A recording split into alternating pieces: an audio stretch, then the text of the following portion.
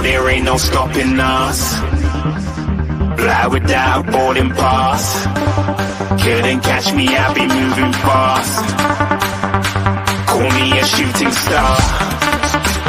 Let 'em know who you are. Flying up in a bar. Wish on a star.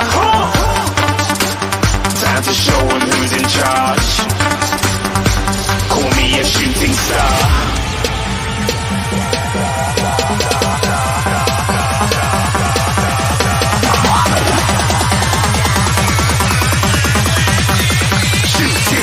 Didn't even get to cross.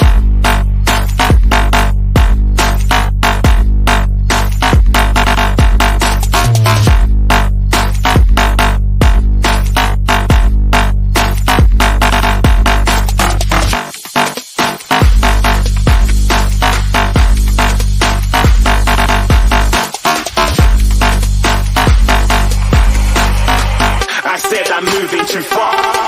Get to glass.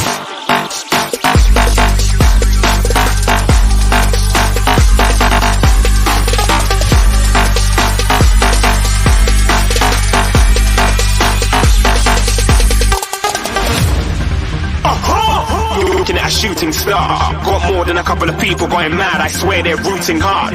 Tell them I be big in the game like she went and got them breast implants. I said I'm moving too fast. Didn't even get a glance. I'm ready to eat up track like I'm seated in a restaurant. If you had swag like mine, you know it's best to flaunt. We aren't hating because you want. Shining like it's neon. Rock like kings of Leon. Shooting stars across the galaxy. I stand out, so don't be mad at me. Infiltrate, I'm with my strategy. When that's enough, then I just have to leave. Shooting stars across the galaxy. I stand out, so don't be mad at me. Infiltrate, I'm with my strategy. When that's enough, then I just have to leave. Yeah, shooting. Yeah, shooting. Yeah, shooting. Yeah,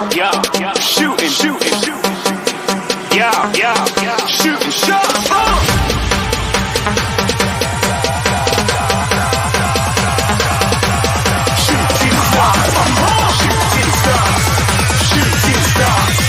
Shooting stars. Didn't even get to cross.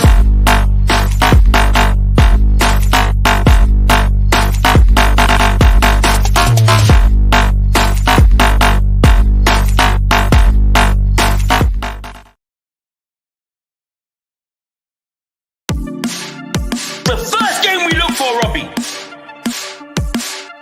Tottenham away. When we got Tottenham away?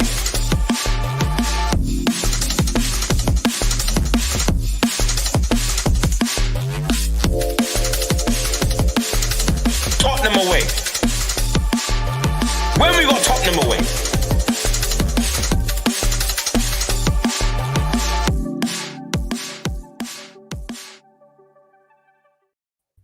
What's happening, people? Welcome back to Tottenham Away, the best place to be in town on a Monday night. Welcome. If you are not a Spurs fan, welcome as well.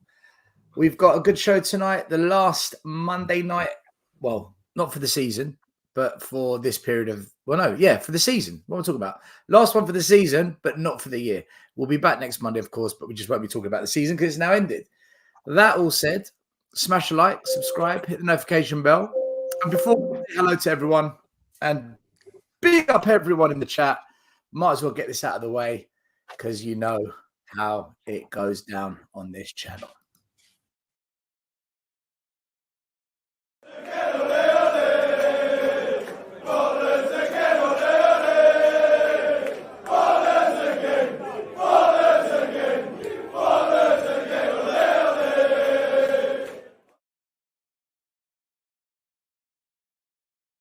Butlers again, ole. Oh, sorry.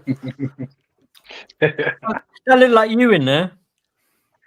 There's a guy with a shaven head right at the front. I know people think I wasn't there. I never went to the game. That was the away end at Sheffield United yesterday. Fantastic stuff.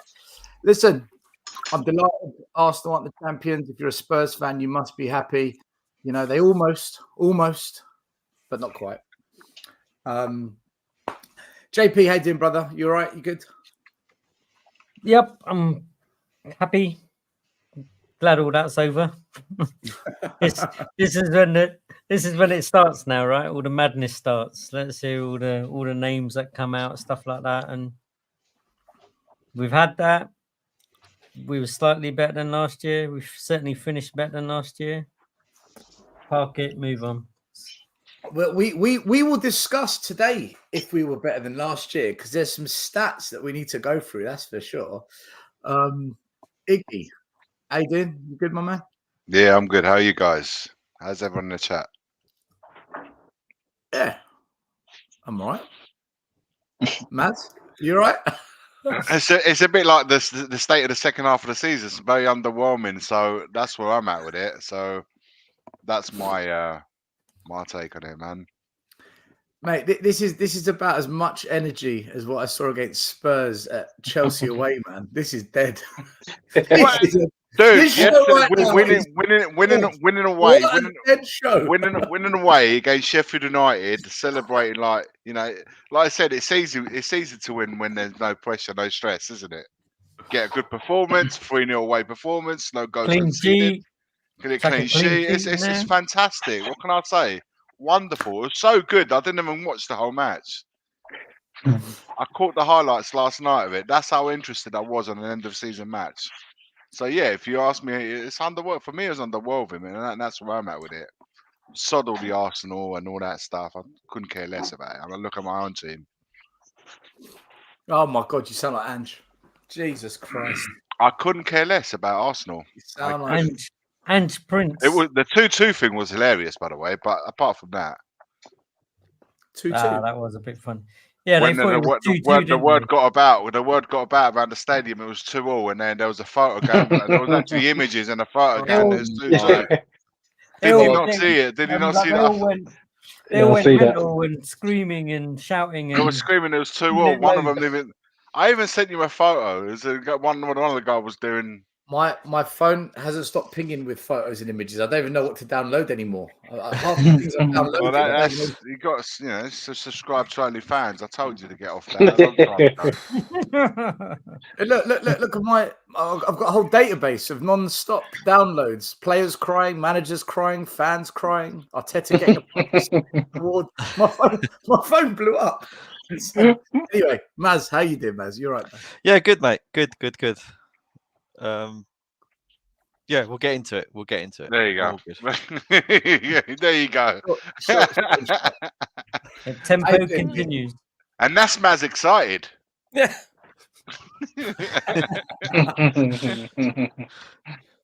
Lee, you good? Congratulations. By the way, my under-12s won the league yesterday as well, man. So both of us are happy. Nice. Yeah, a bit of an up and down this weekend, really. As you can probably tell, I was out in the sun for most of it.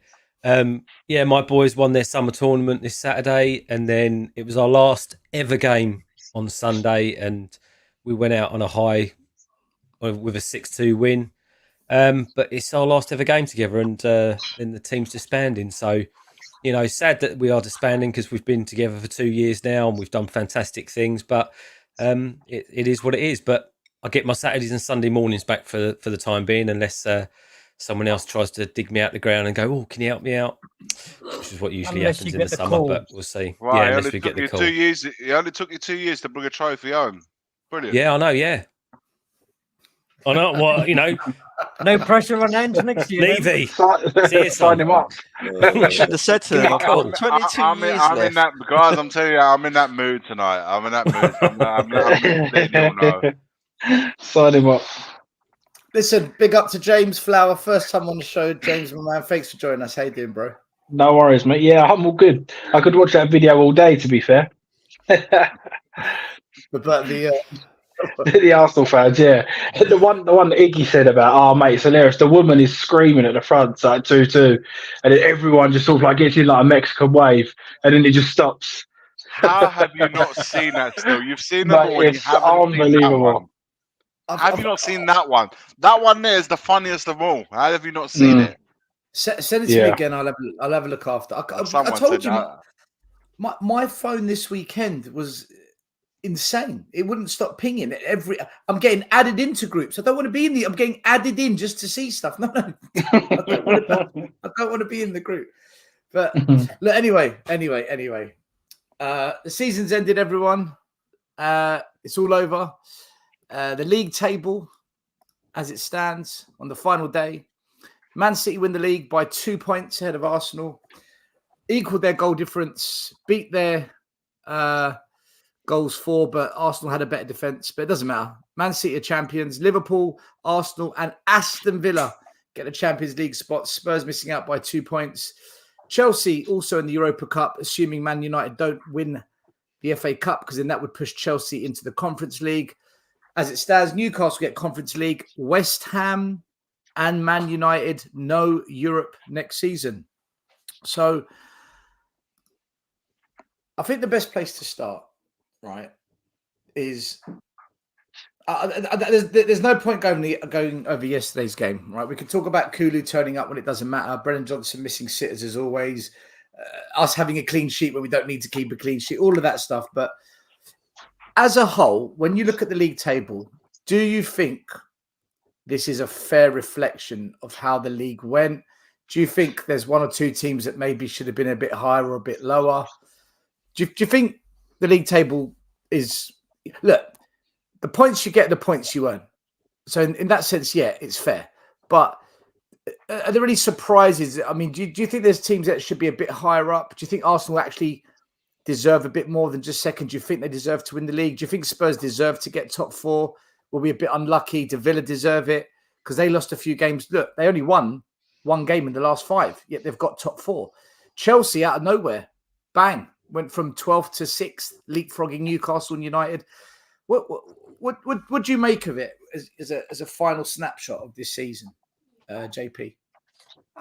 It is what it is, and we are where we are, right?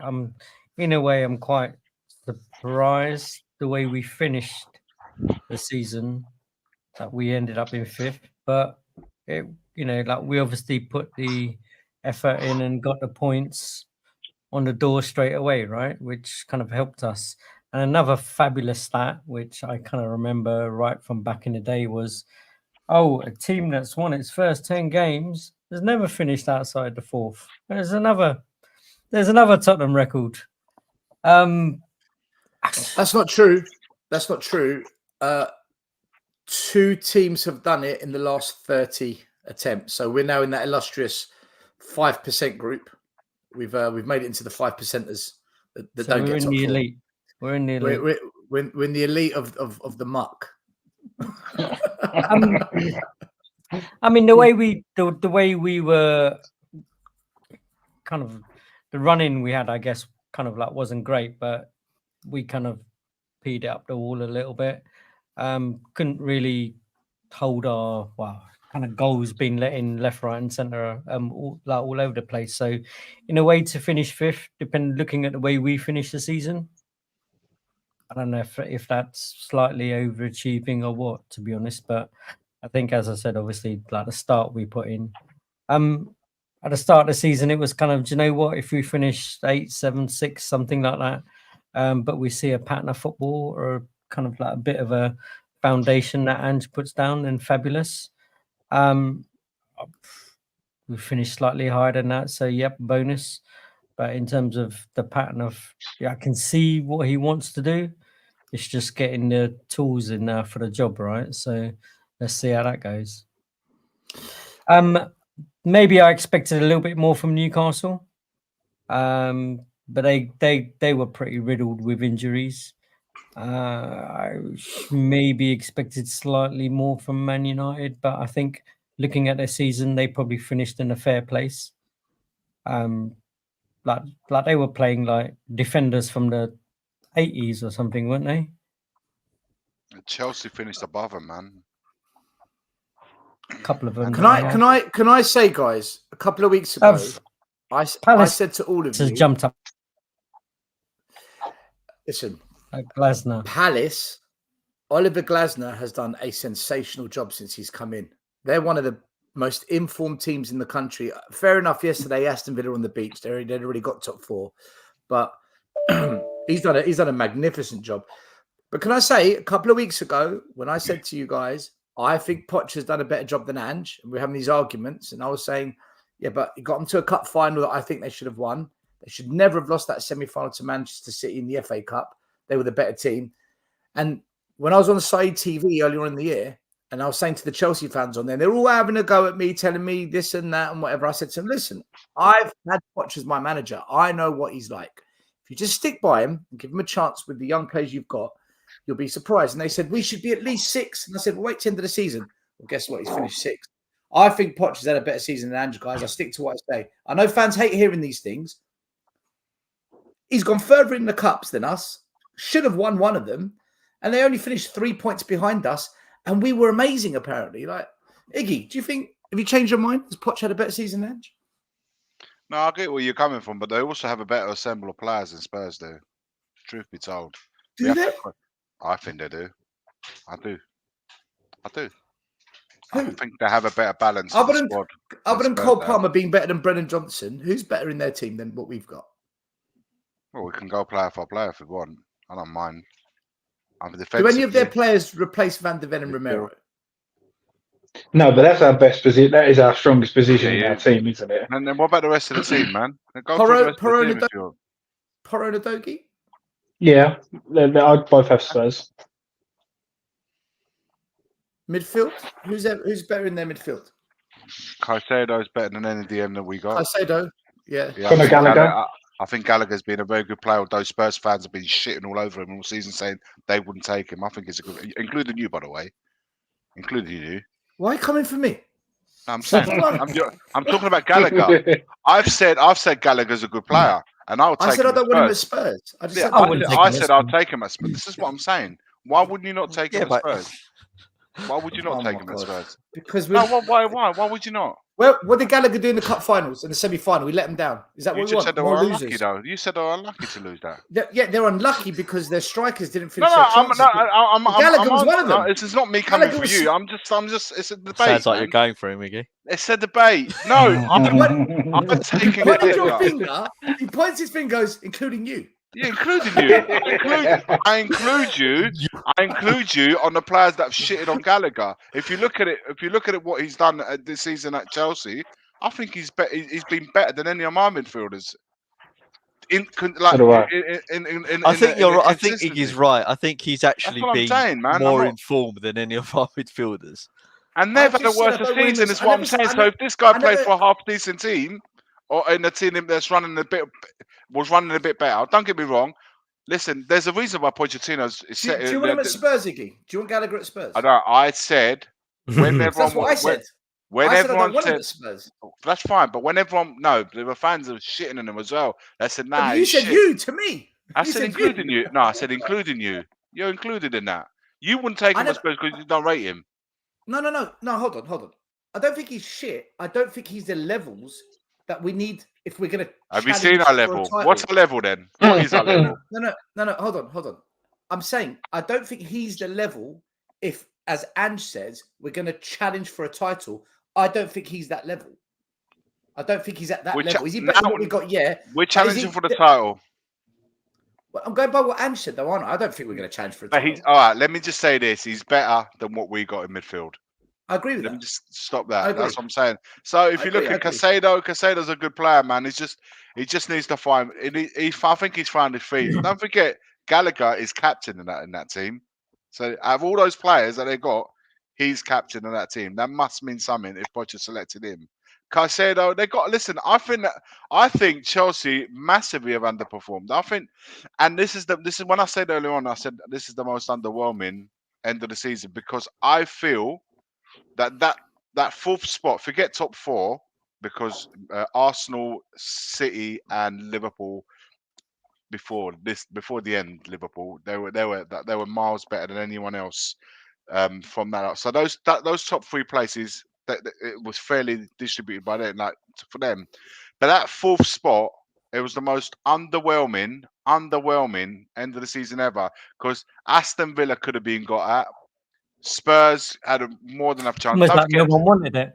Yeah, Man United and Chelsea are going to come stronger next season. Newcastle arguably might be fighting in it. I don't know. It depends what their situation and what the kind of players they're going to attract, or if they did have to sell. That would depend massively. So all those teams that finished outside of the top 4, they will be coming back into it. And I feel, given how we started and where we were to about halfway through the season, if you look at where we were and how much we jumped, we jumped the opposite way, like going down. If you look at it from that point of view, it's disappointing not to finish top 4. For me, I thought it would have been brilliant for us to get top 4. Not that, by the way, not that it matters to shit whether we would get into what would happen to our team if we do make top 4 or not. I don't believe in any of it, but I'm talking about from terms of what we were trying to achieve this season. But we would have more money. We would have more money to spend. But the problem is, we've been in that situation where we make top 4, we get Champions League football. History but nothing says ultimately happens with it. There's not been any proof that getting Champions League football has automatically said we've got better players in at any point. So that's why I'm not that bothered about it in for that reasons. Because if the ambition was different, then I'll say I agree with you guys, mate. Top 4 would have been is massive. But having said that, we returned back into Europe, and we said like this season. I said at the beginning of the season that if we return back to Europe, then it would have been a better season than last season, which it is. If we aspire to go on to do better things, whether we make Champions League football or Europa, it shouldn't make a blind bit of difference. The ambition should still be the same to go one better next season. If they start coming out with excuses that we've not got a better team because we didn't make Champions League, then the ambition was never there in the first place. That's my take from it. Ryan Isaacs, thank you for the super sticker. It's actually an emoji of popcorn. So he's sitting back, enjoying it. Big up, Ryan. Thank you, Ryan. You can't see it. You can see it on YouTube, but for some reason we can't see it on StreamYard. I don't know why. It is what it is. Maz, so Iggy's talk about the way we ended the season, okay? Did we collapse? Have we had a 2-month collapse? Because when you look at the games we've won and the games we've lost, it looks pretty horrendous. Relegation. I think the 2024 year as a in fact, whole. Maz, sorry. Let me bring up the stats. I should have brought the stats. Sorry, my fault. 2 clean sheets in 27 games, 12 defeats, 1 away win in 2024. Out of both cups in the first and second round. Naive on how to defend set pieces. Over the last 27 games, our form has us 11th. Since the 1st of January, our form has us 16th. Is that a collapse? Yes. I think the form in 2024 has been absolutely shocking. And it ties into what I said after the Chelsea game and how I felt in the subsequent games after the Chelsea game, that I was done for the season. And unfortunately, my feelings were proven correct.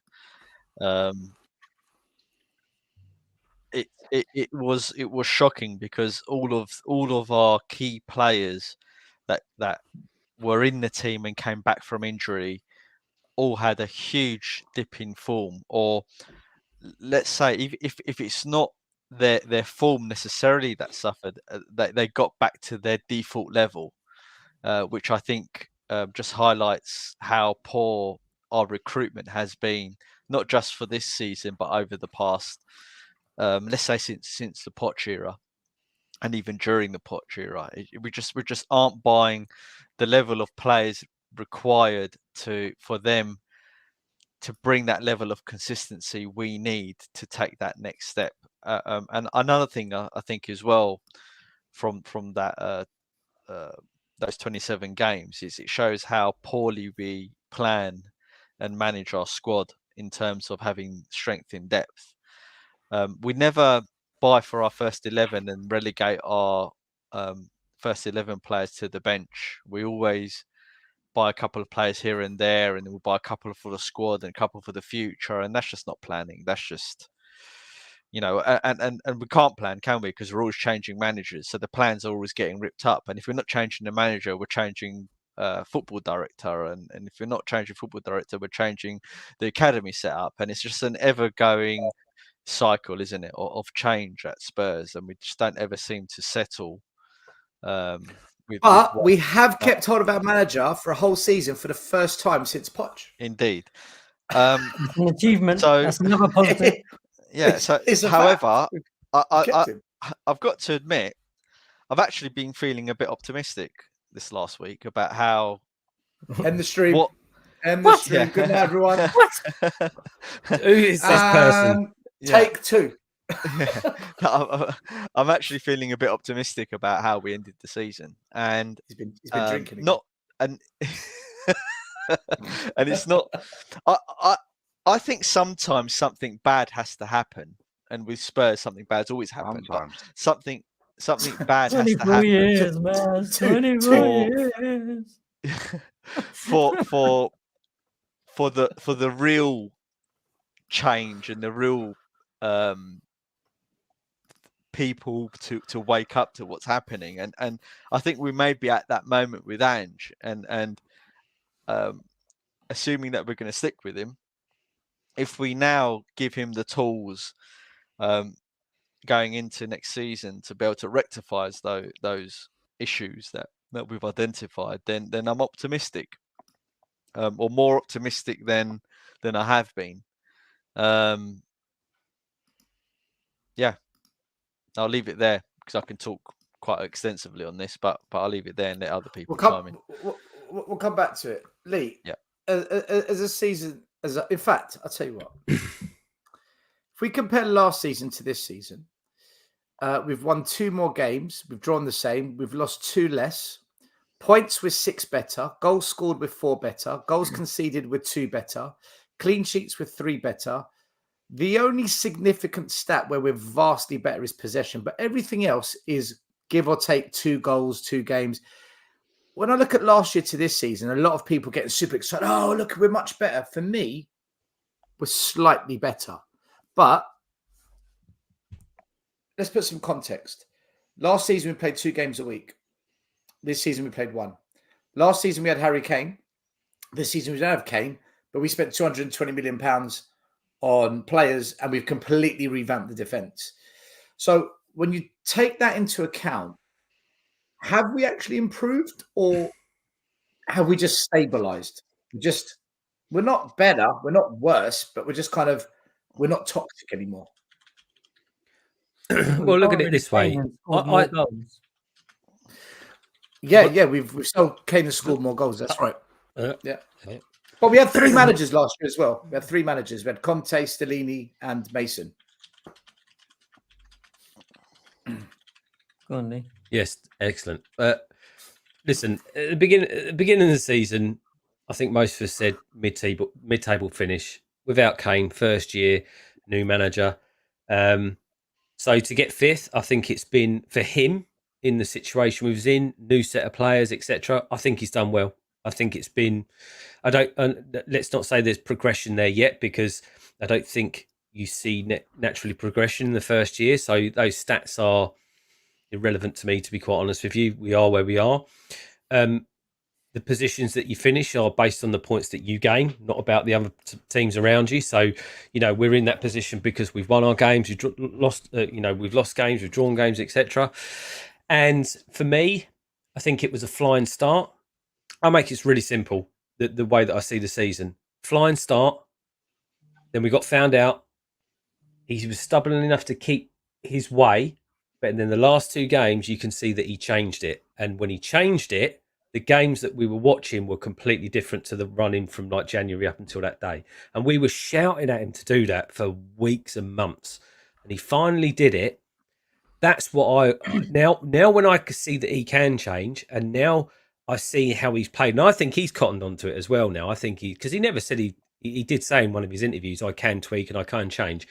If that's what he rolls over into next season, and then we get some, better players in, then I'm optimistic that we can progress next season and do better. I'm not going to say that we're going to challenge for the title. We'll see what happens there, because I fully expect other teams around us to have better seasons. I mean, we all thought Newcastle was going to be absolutely, fantastic after all the buyout and stuff like that, but that never came to fruition. But it's got to happen at some point. Chelsea looks like they could progress next season. Villa will be there again, etc., etc. So I think he's got a harder job next season, based on what other teams will be doing as well. But I definitely think there's definitely some positives from this season. There's definitely a fall off at the end of the season, but you know, it's his first year. It was almost like a write-off year for him anyway. We all said that as well. So yeah, I'm not unhappy. You know, prefer a better running than what we did in the last 5 or 6 games, but it is what it is. Now we're on to the media circus that this summer will be with Tottenham. I'm sure we'll be linked with about 78 players, which is more points than we've got this year. And obviously we've got the Euros and stuff to look forward to as well. But do you know what? I said this a couple of weeks ago as well. I think that the Euros is going to be a real sticking point this summer because so many players are going to be concentrating on that. I think getting deals done, unless they're done in the next couple of weeks or the couple of weeks of when the window opens, they're going to be concentrated on that. And it's going to be either get them done now or we're going to be struggling at the end of the window again. And I don't think that's necessarily an issue from our side or the club side. I think it's just the way that the summer's going to turn out, unfortunately. Hopefully they would have been doing their work, right? So far with all these people. You would hope so. And I imagine they have. Getting discussions in place and kind of almost agreeing fees and things like that up front rather than pissing about with it once the day one of the window starts. Yeah. James, let me ask something, right? So we've scored more goals without Harry Kane. Is that because we've adapted without him, or is it because we're playing a more attacking system? So my question really is, if Kane was playing in this system, would Kane have scored more goals than normal, and would we have scored more goals than last season regardless? 100%, yeah. I don't think people realise how much Harry Kane wasn't just our best striker. He was our best striker, our best midfielder. He was our best defender at set pieces from corner. How many corners did he head it out and sort of save us from that? I don't think people realise. Sort of, I saw a lot of people saying the likes of, "Oh yeah, but we'd be better as a squad if he leaves." Like, you don't get rid of the best striker in the world and become a better squad. It doesn't happen. But like you said there, if you was to bring Harry Kane into this squad, yeah, I mean, imagine if he's at the back post and not Brennan Johnson or Timo Werner. I think they'd probably missed 10 open goals alone. So that's 10 goals he scored. So would have made top 4 with him. 100%. 100%. At least James, top 4. If I look at the big misses, by the way, you've got to add another 2 to Brennan Johnson. Brennan Johnson's on 18, Richardson's on 7, Romero's on 5, Son's on 5, Werner's on 5 as well. Yeah. Surely, if Kane's on the end of half of these, that's at least another 10 goals this season? Yeah, at least. Yeah. At least. I'll tell you one thing really quickly though. Still, what I will say is we've got a lot more goals from defence this year. Romero's got a load, and Van der Ven's got a few. Porro's got a few. Porro's banged a few. So from defence, we've got a hell of a lot more goals than we had in previous years. Not just last year. What are you saying to me that Clement Longley, Chicken Royale, and Ben Davies let us down last year? Yeah. I think they were. Did he score this? Didn't he score at the beginning of the season? When did that first game of the season Royale scored? Emerson Royale against Brentford. Yeah, see? Yeah. You don't know what you're talking about still. Our right back looks more clinical, man, than in front of goal than our right winger. It's incredible. When you think Can you imagine the amount of goals we would have scored if they every week we moan about 2 or 3 blatant. There's people that have been saying that we should be playing Porro as a right winger, as a right forward. I'd take him. It's so far more composed. Other than Son, who in our attacking lineup, including Richarlison, Werner, Veliz, Johnson, Bentancur, Maddison, you take the entire attacking lineup. Other than Son, who strikes a ball better than Porro? No, listen, I agree, man. Well, I agree. Porro showed those qualities from the get-go. Yeah, we knew that from his sporting days, though, right? That was one of his markers, is that he's a great striker of the ball. I think that's a worry. That's a big worry that if we want Maz is back. That's the Maz It's a big worry. He just said it was fine. It was like he's comfortable. He's optimistic. So I want a caveat, right? So because a lot of the guys were like in disbelief about what I said. we have a lot of problems, and it's whether or not the club is willing to help Ange address those problems. The thing I'm optimistic about is that Ange has seen what we've been seeing for a long time, and he said he needs to make a lot of changes. He hasn't effectively done what Conte done, blew everything up and left. In a way, I would prefer that he done a Conte, but he hasn't. And he never done what Jose done and got sacked. So it's good that he's staying, because, as I said before, we need to see this through. There's no point changing another manager, whether I like Andrew or not, whether I want him to stay or not. We have to see this project through. So what I'm optimistic about is that there's an opportunity now for him to make the changes necessary. Whether or not that will happen is by the by, because there's Estelle, do you remember a couple of seasons ago when we said there was about 13 or 14 major things that needed fixing at this club, and that whoever came in next will have too hard of a job to instill those changes? Oh yeah, we had that list of problems. We had the list, right? Still there. And the list is still there, right? Still there, and what I'm optimistic about is that list has been pushed into the limelight as in reference to things needing fixing. Now, let's see what happens, because what I think will happen, is that he won't get back like we think he's going to get back. The same patterns will come through, and we're going to be having the same discussions next season. But there's a slight glimmer of hope, and that's what I'm clinging on to. What is that hope that you speak of? I'm hoping that we actually sign some quality players as opposed to average players. See, I think what Andrew's done is ridiculously smart. Is in he's blowing the whole ship up without getting angry. So now it's just turned everything off of him onto Levy. So Levy has nowhere else to turn now, in my opinion. If he sacks Ange, I think even the Levy inners will be like, okay, something's not right here. I mean, I think what he's done there, I think he's kind of blown the ship up, but also said, I'm still the nice guy. I'm going to keep doing my best. There's nothing more I can do. It's all down to somebody else. And we all know who that is. So for me, I think Andrew's just played his checkmate, in my opinion. If you listen, even last night, watching Match of the Day, I heard Ian Wright, what he had to say on and he kind of said the same sort of thing. He said, it can't always be the manager's fault. It's like, it can't be that every time a manager leaves, what he's even picked up as an Arsenal fan, by the way, he's saying he's picked up, there's a theme. Like, every time a manager leaves, it's because of that same problem that the previous one left and the one before that. By the way, gutted that he's leaving, man. It's like, he was brilliant on Match of the Day, and that's a massive loss for the football fans. Yeah. But he was bang on what he said about Spurs. He said Arsenal not winning the league got to him, and he's like, I can't do it no more.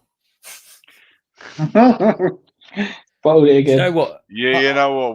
We laugh and joke still. We laugh and joke, but we know the story. We know that's every season now. They're gonna be chatting. Listen, this Man City team, when they're in that, they were smacking team 4-5-0 now in the last game. So it was a big tough ask. We would like to see a Spurs team challenging for something to the last game of the season, not to be done and dusted with 3 months to go. Be interested to see how they react next year, though. Whether he can gear them up to, let's all get behind it and go again, kind of thing. I also think if they don't win nothing next year, they're gonna then players that are there are gonna be like, well, I want to win something, and they're gonna have the same problem we had. Yeah.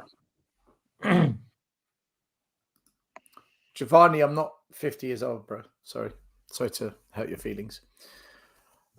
Did you 49. Think though that if he's chatting shit, Lee, which may or may hang on. Sorry, mate. To answer Giovanni, if he is chatting shit, he could be chatting shit at 40, at 30, at 20. I don't know what the age is. Fairness, he Someone has been chatting doing it shit, for they're us. chatting shit, right? Just He say has been Still, doing it for you're us chatting 30 shit. They're only years. 50-year-old still. It sounds like he's hit a nerve, Iggy. Just say you're chatting shit and be done with. He's hit a nerve, Derek. Fucking hell, man. Do you think that? Okay, I got to address this. Hold on.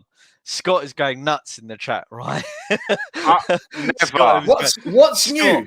What's new? I've got to It's the address last this game now, of the right? season. He's on Scott me is today, mad. Scott. He's like Big up, needling me. Scott.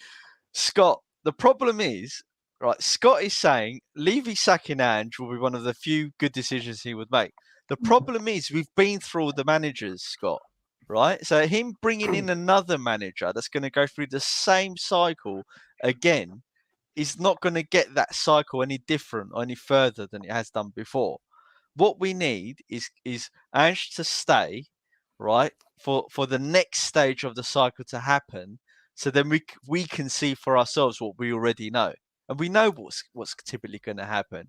He's not going to get back like we think he's going to back. We're thinking he needs to change cycle, let's say about 8 or 9 players, right, or by 3 or 4 elite-ish players, right?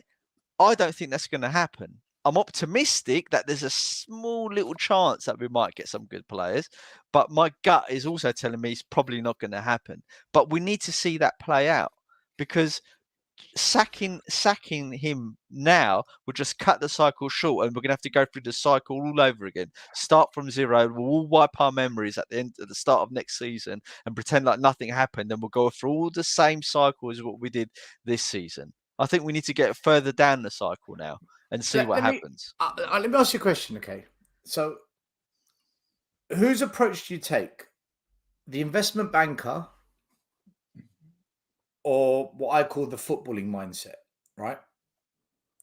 You can approach this transfer window 2 ways. You can either go and sign 8 or 9 players because you've got a lot of gaps and holes to fill, or you can go and sign 3 or 4 really good players.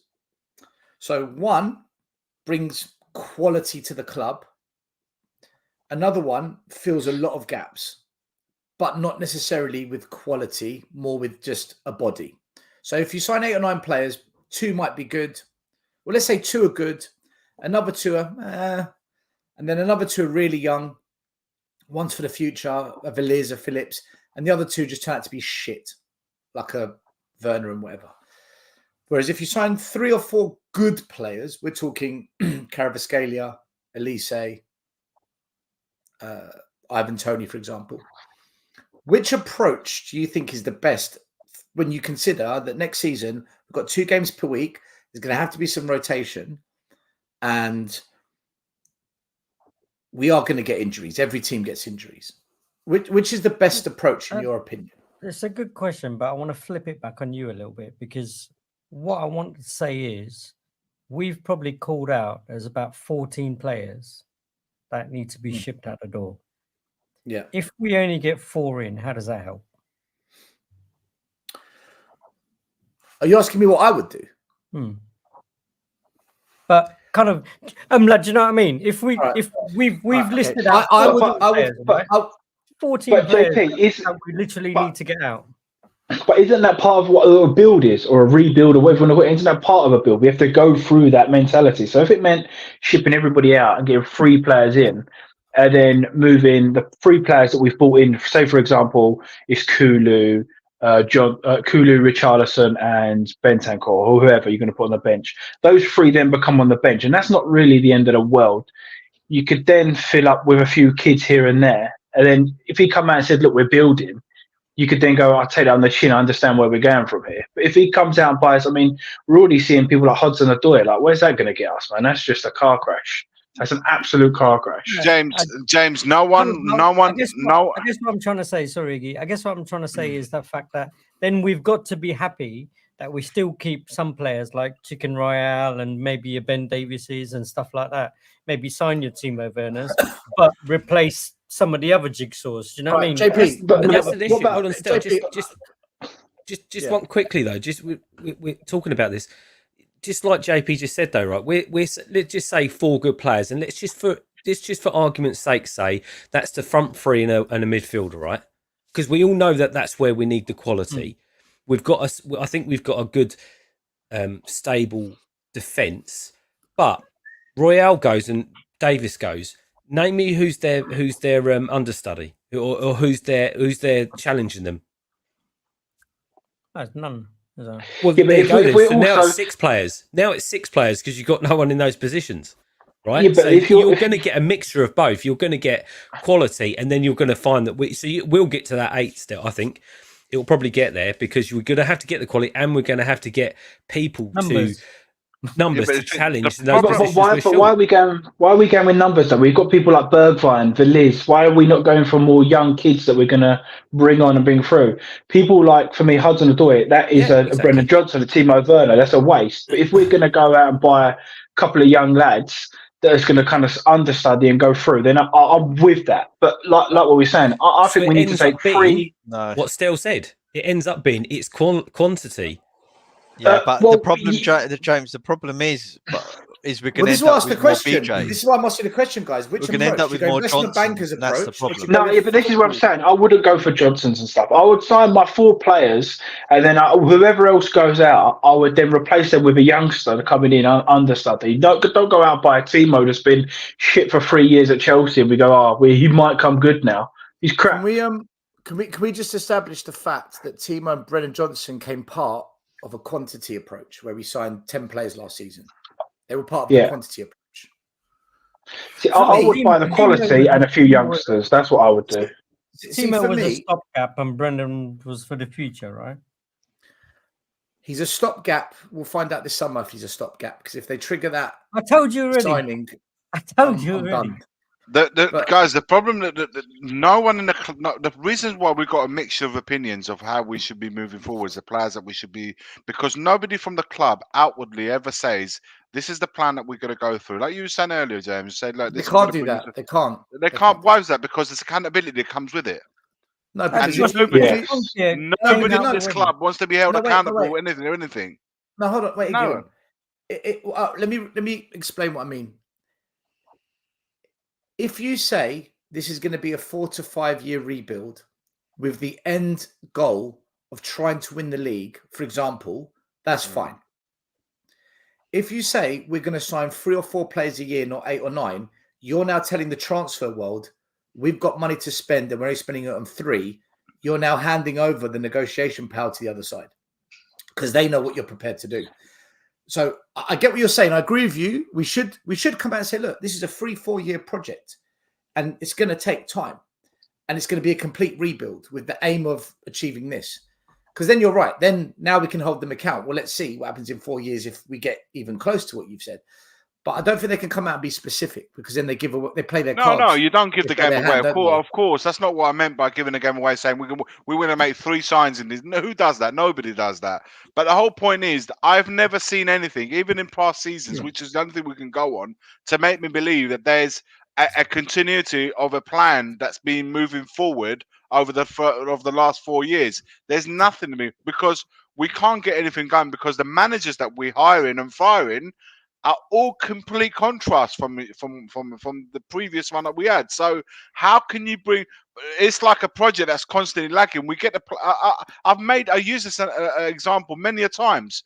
We had a manager that wanted to play with wing backs, and we had fullbacks, and then by the time we got into playing wing backs, we got the wing backs in for the wing backs position. We reverted back to fullbacks. So currently, we got wing backs for playing the fullbacks in Udogie and Boro, which were brought in for the previous.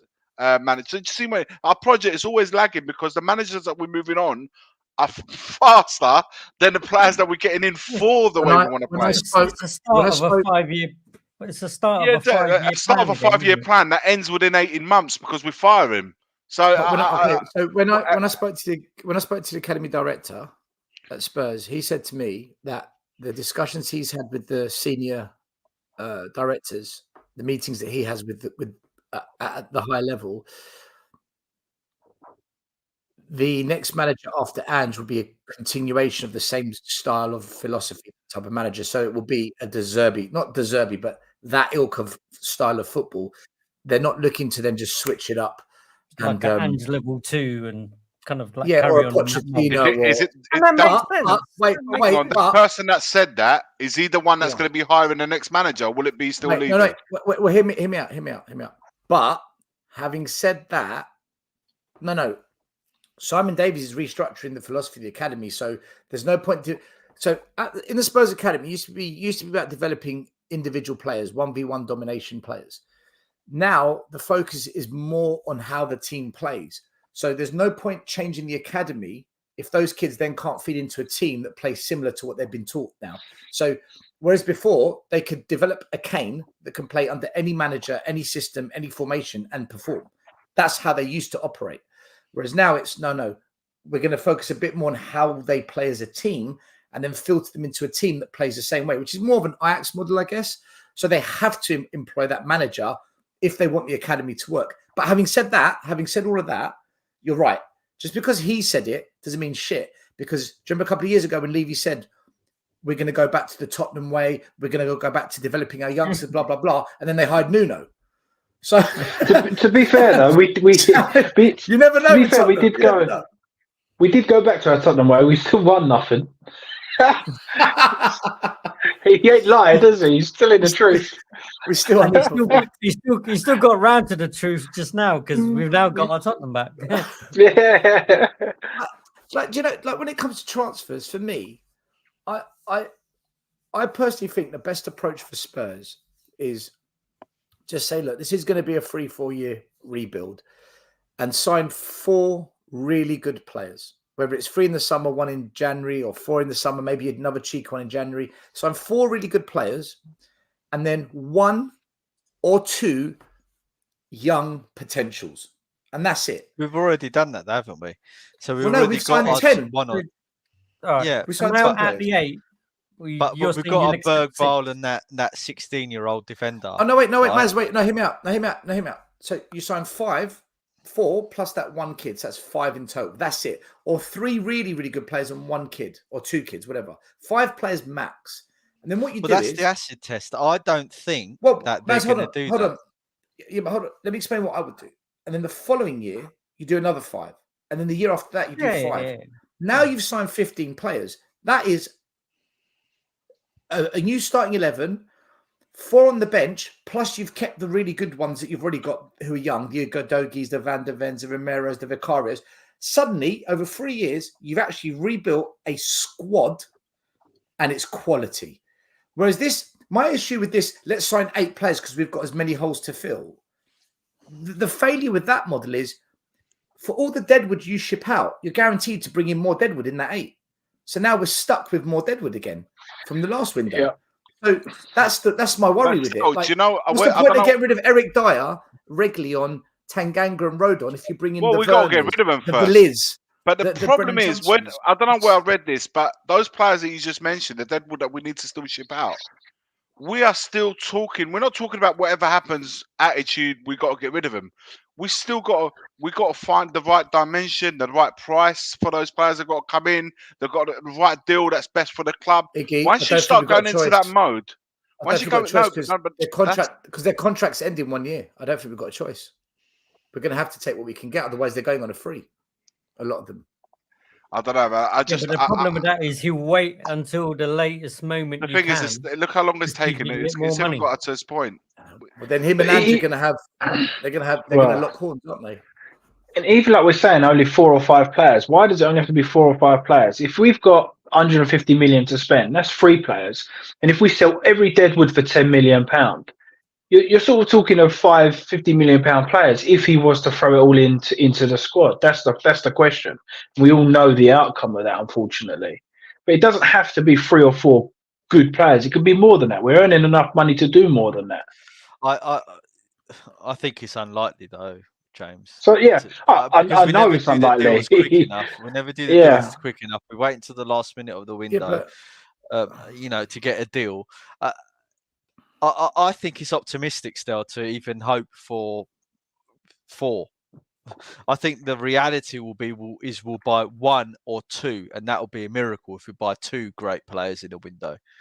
Well, I said to Stel, my dream scenario, and I think if Levy had half of a footballing brain, or to get the fans on side, if he backed Ange with 3 or 4 good players, and then Ange fouls, that takes all the pressure off of Levy, and then I want Ange out. Because if let's face it, this season he's gave him Vicario, Van der Ven, Maddison, so he's gave him good players. If he gives another 4 or 5 players and they still flop, then I'll start pointing the finger at Ange and not Levy, because Levy's done his job if he does that, in my opinion.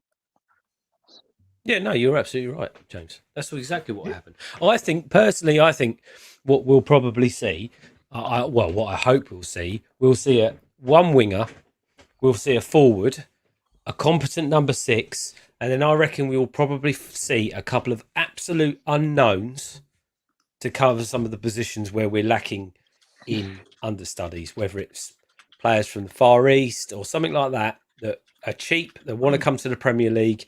We've never heard of them before. That's what I think will happen. There's that guy from Celtic, isn't there? No, I don't think. I think he wanted him at Celtic, didn't he? Ain't he from? I think the player that we all wanted from Celtic was Matt O'Reilly, wasn't it? Trying to get him. O'Reilly. Oh, he would. I'd take him straight away. He's a great player. And Jota. Yeah, and Jota as well. He was a good player. Yeah, but he's a bit older now, though. Come back now, doesn't he? Because he's good. been out there for a year or something, didn't he? The other problem you've got is if you sign 8-9 players, you've just spent a whole year sticking to this passing out from the back so that he can drum it into them, so that next year it should be a bit more clockwork. And if you suddenly bring in 8 or 9 players, you're now flooding the squad with 8 or 9 players. Now they've all got to learn the system, and it's almost like here we go again. Whereas if you just bring in 3 or 4, but if you bring in 3 or 4, it's easier to drop them in and they adapt than to try and educate 9 players in one go. Wasn't it Sir Alex Ferguson or Arsene Wenger who once said, "You're better off signing 2 or 3 players a season that raise the levels that can slot in, rather than signing 8 or 9 players in one go." Yeah, no, absolutely. Of course, you're starting from scratch. Listen, I coach. If you gave me 8 new players and said, right, integrate them, I'm like, shit, I've just spent a whole year working with my team. Now you're adding me a half of a squad to integrate. I'd rather inherit 3 or 4 really good players and say, right, drop him in there, you 2 on the bench, and then you seamlessly evolve as a team. Lee, imagine I just gave you half a new squad and you've got to try and play how you did last season. I think that's a tough ask on any manager. I've basically got to start from the beginning and teach them the whole way that we play, because you know your squad changes, you get injuries. There's some people you haven't got the same people every week, etc., etc. It's almost like you've got to start again. That's why I said I think the foundation is, if it was me, the back 4, I'm fine with them. Bentancur, Son, maybe Maddison. I think that's your spine. I think you need to get a few players around them, and then a few unknowns, young players as understudies to certain areas where you need the backup, and that's it. I don't think it needs a massive amount of players, but you know, we all know what the elephant in the room is. Is what the club will do. It's what Levy wants to do. But that's how rebuild is done, because it's not just a question of going to buy players and fitting them into the way you want to play and make sure that they're hitting the ground running. That's just all on the field stuff. You've got then the characters need to form. The chemistry amongst the players need to form. A rebuild is done by bringing 3, 4 maybe players at a time max, gel them in together, and then bring the next lot afterwards. You don't do. When is a rebuild ever done with 8, 9, 10 players who have got to get together and find an understanding, assuming that they all speak the same language to begin with anyway? So it's so many fundamentals that need to come together. Yeah, I think my point, Iggy, would be fine to get 3 or 4 players, and I totally get that, and that makes sense, and that is how Man United did it years ago, and things like that. They just freshen it up with 2 class players, and that's it. I totally get that.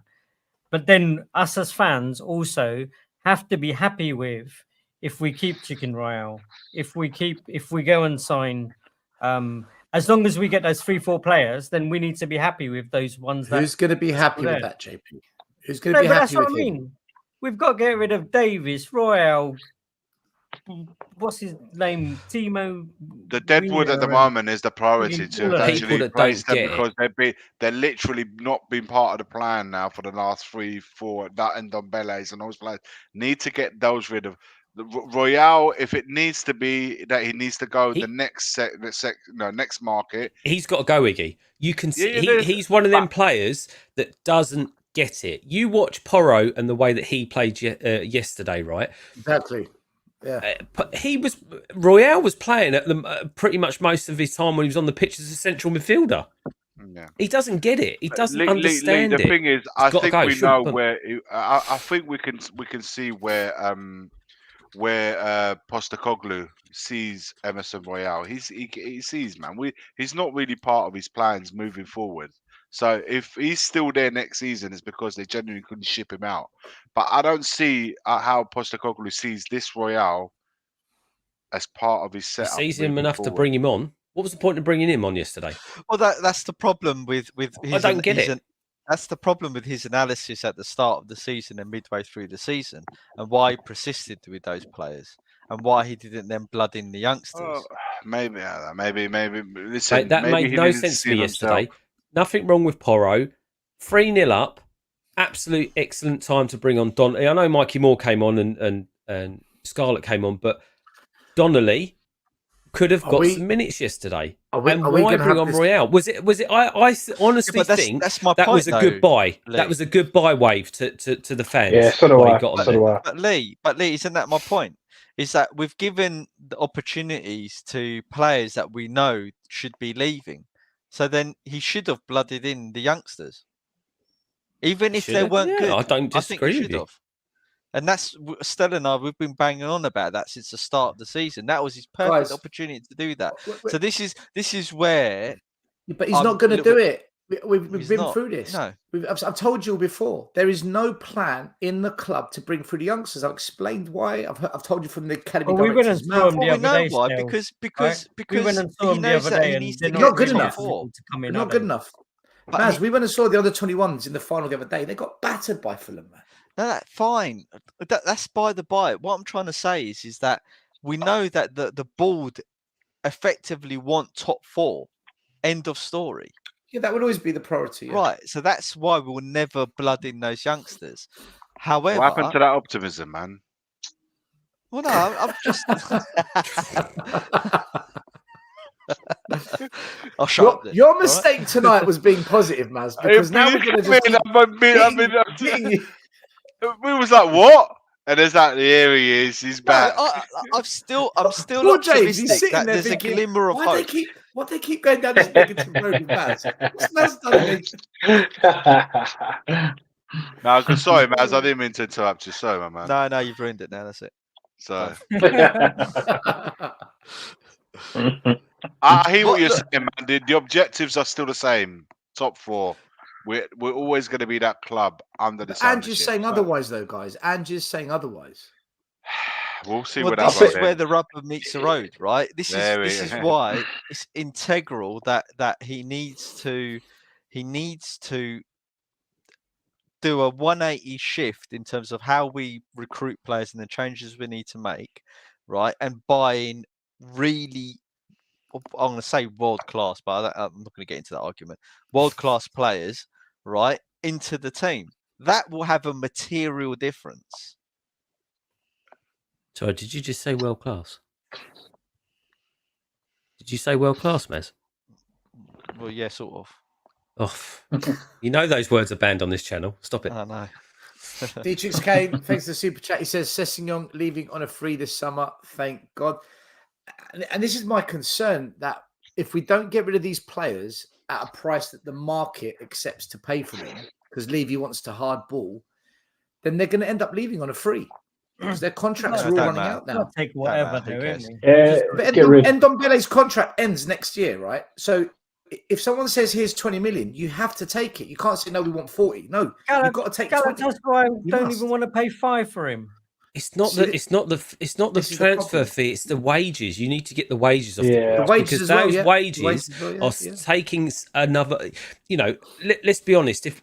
I hate saying this, but if we could get a couple of players and use his wages for there to add to them to get that over the line, right? Surely that's worth taking, getting rid of him as cheap or cutting up his contract.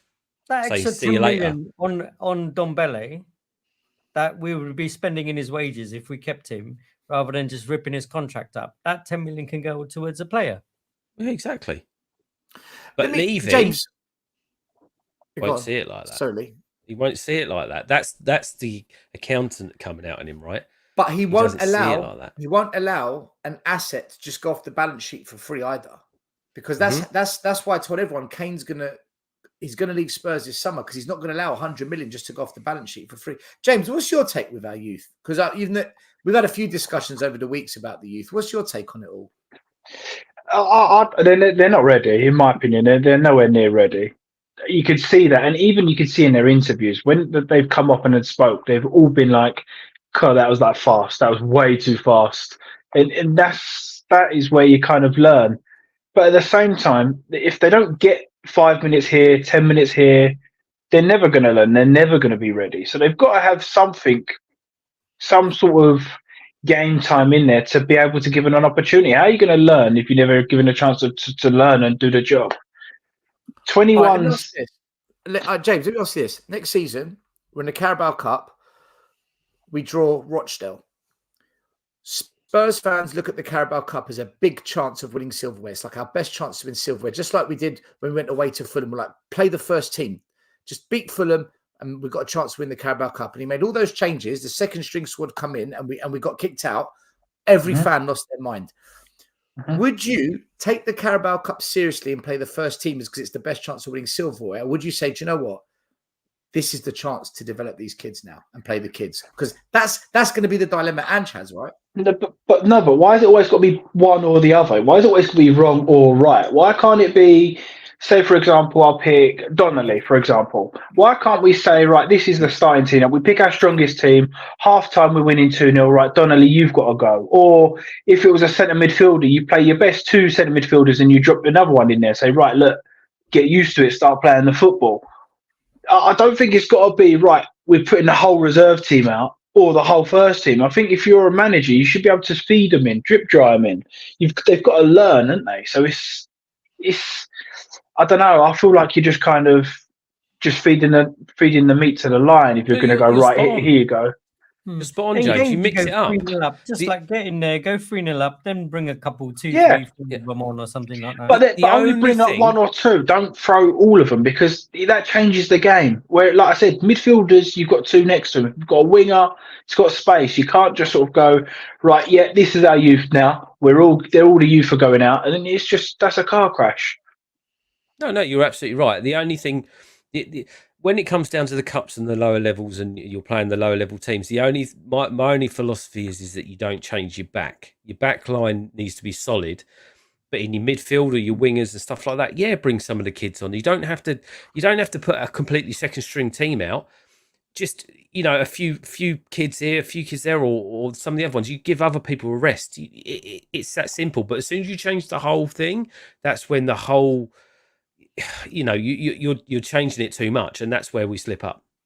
But even if you changed one in the back, so if you had Udogie, Van der Ven, Porro, and then you drop Phillips in there with Vicario behind him, that's still him learning and getting that solid base, especially if you're playing 2 or 3 leagues below. I think that's what I would do personally. We just have to wait and see what we've got. It's true. Don't you remember? You have to think about resting them as well, don't you?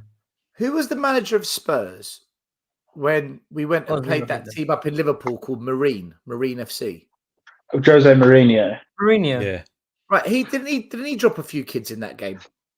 That was when wasn't it Devine was the youngest player to score a goal? Yeah. And Carl was that striker? Oh, was that Carlos? Was it Carlos? No, Vinicius. And he did the Mbappe celebration. What a load of shit! That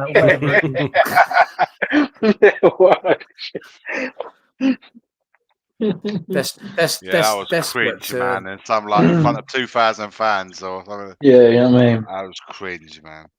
It's like Brewster's Millions, where the train runs through the pitch. So, like, Are you guys expecting then next season? What's your realistic expectations for next season then, guys? Like, what do you think will happen if we have let's not say a great transfer window, but a good one? If we have a good window, what's your realistic expectations? Is it to win silverware? Is it to get back into the Champions League? Is it to challenge for the league? Is it to just kind of make sure we stay as we are and not drop off? What's your realistic expectations?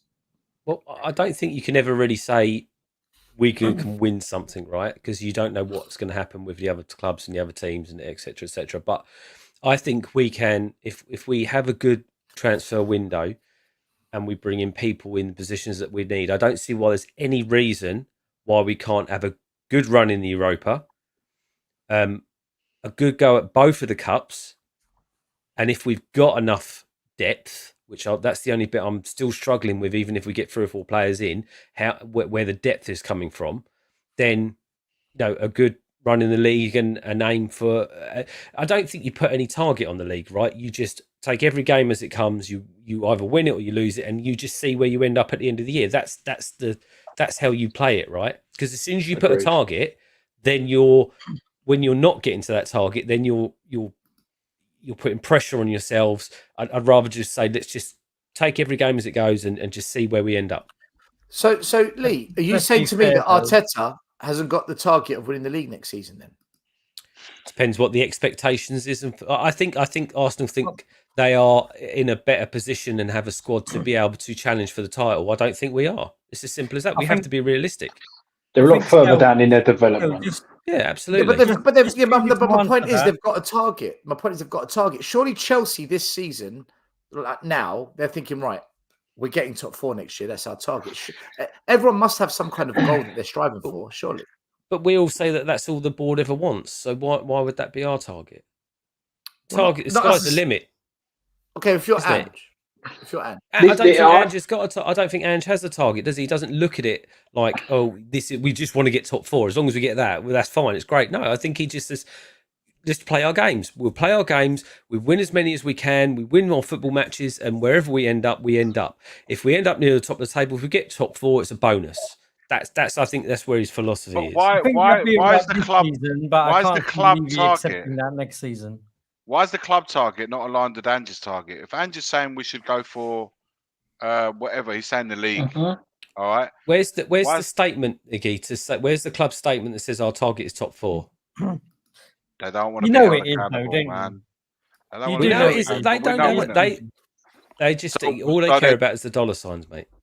Yeah. Okay, so this is those statements that Ange is saying about challenging for the league. That's the rod that's building behind his back.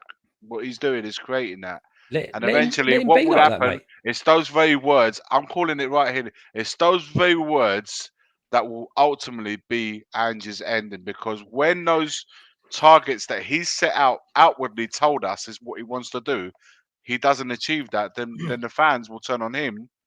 Because what you said, fall on his own sword, then, isn't he? We're challenging for the league, but we're not even. We're 4th or 5th. But this is my biggest gripe with the Spurs fans, Iggy, is because they like to take pick bits and pieces, and they pick and choose what they want to believe and what he says and what they don't say.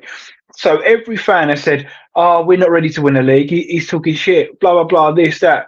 But they all say, no, he wanted Brennan Johnson. When he come out publicly and said Brennan Johnson was never meant to play this many games. So that's him sort of, but they'll only pick and choose bits and pieces that they want to take as truth.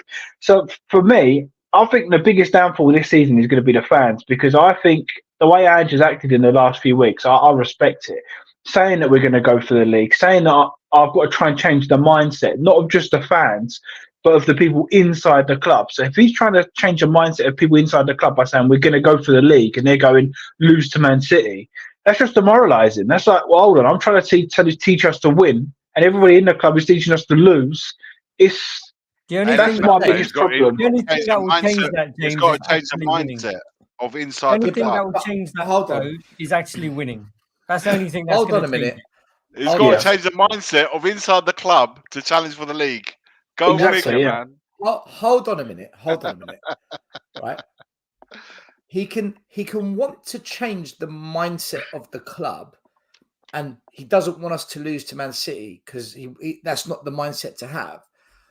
But when it's blatantly staring him in the face, stop doing zonal marking, stop the high line every game, give bloody Dragusin minutes, whatnot, stop playing chicken royale, you know what's going to happen, stop playing skip at left back. That's the winning mentality, is it? Because as soon as we played Man City, the line drops, Dragusin comes in, Van de Ven goes left back, and us as fans, who he's telling me to change my mentality, I'm like, bro, you could have done this 4 weeks ago. Where's your mentality, buddy? Because effectively, you not changing it is why we're in this situation where I've got to pick lose to City or kind of follow your lead on this mentality thing. And don't you think, though, that he played this wrong?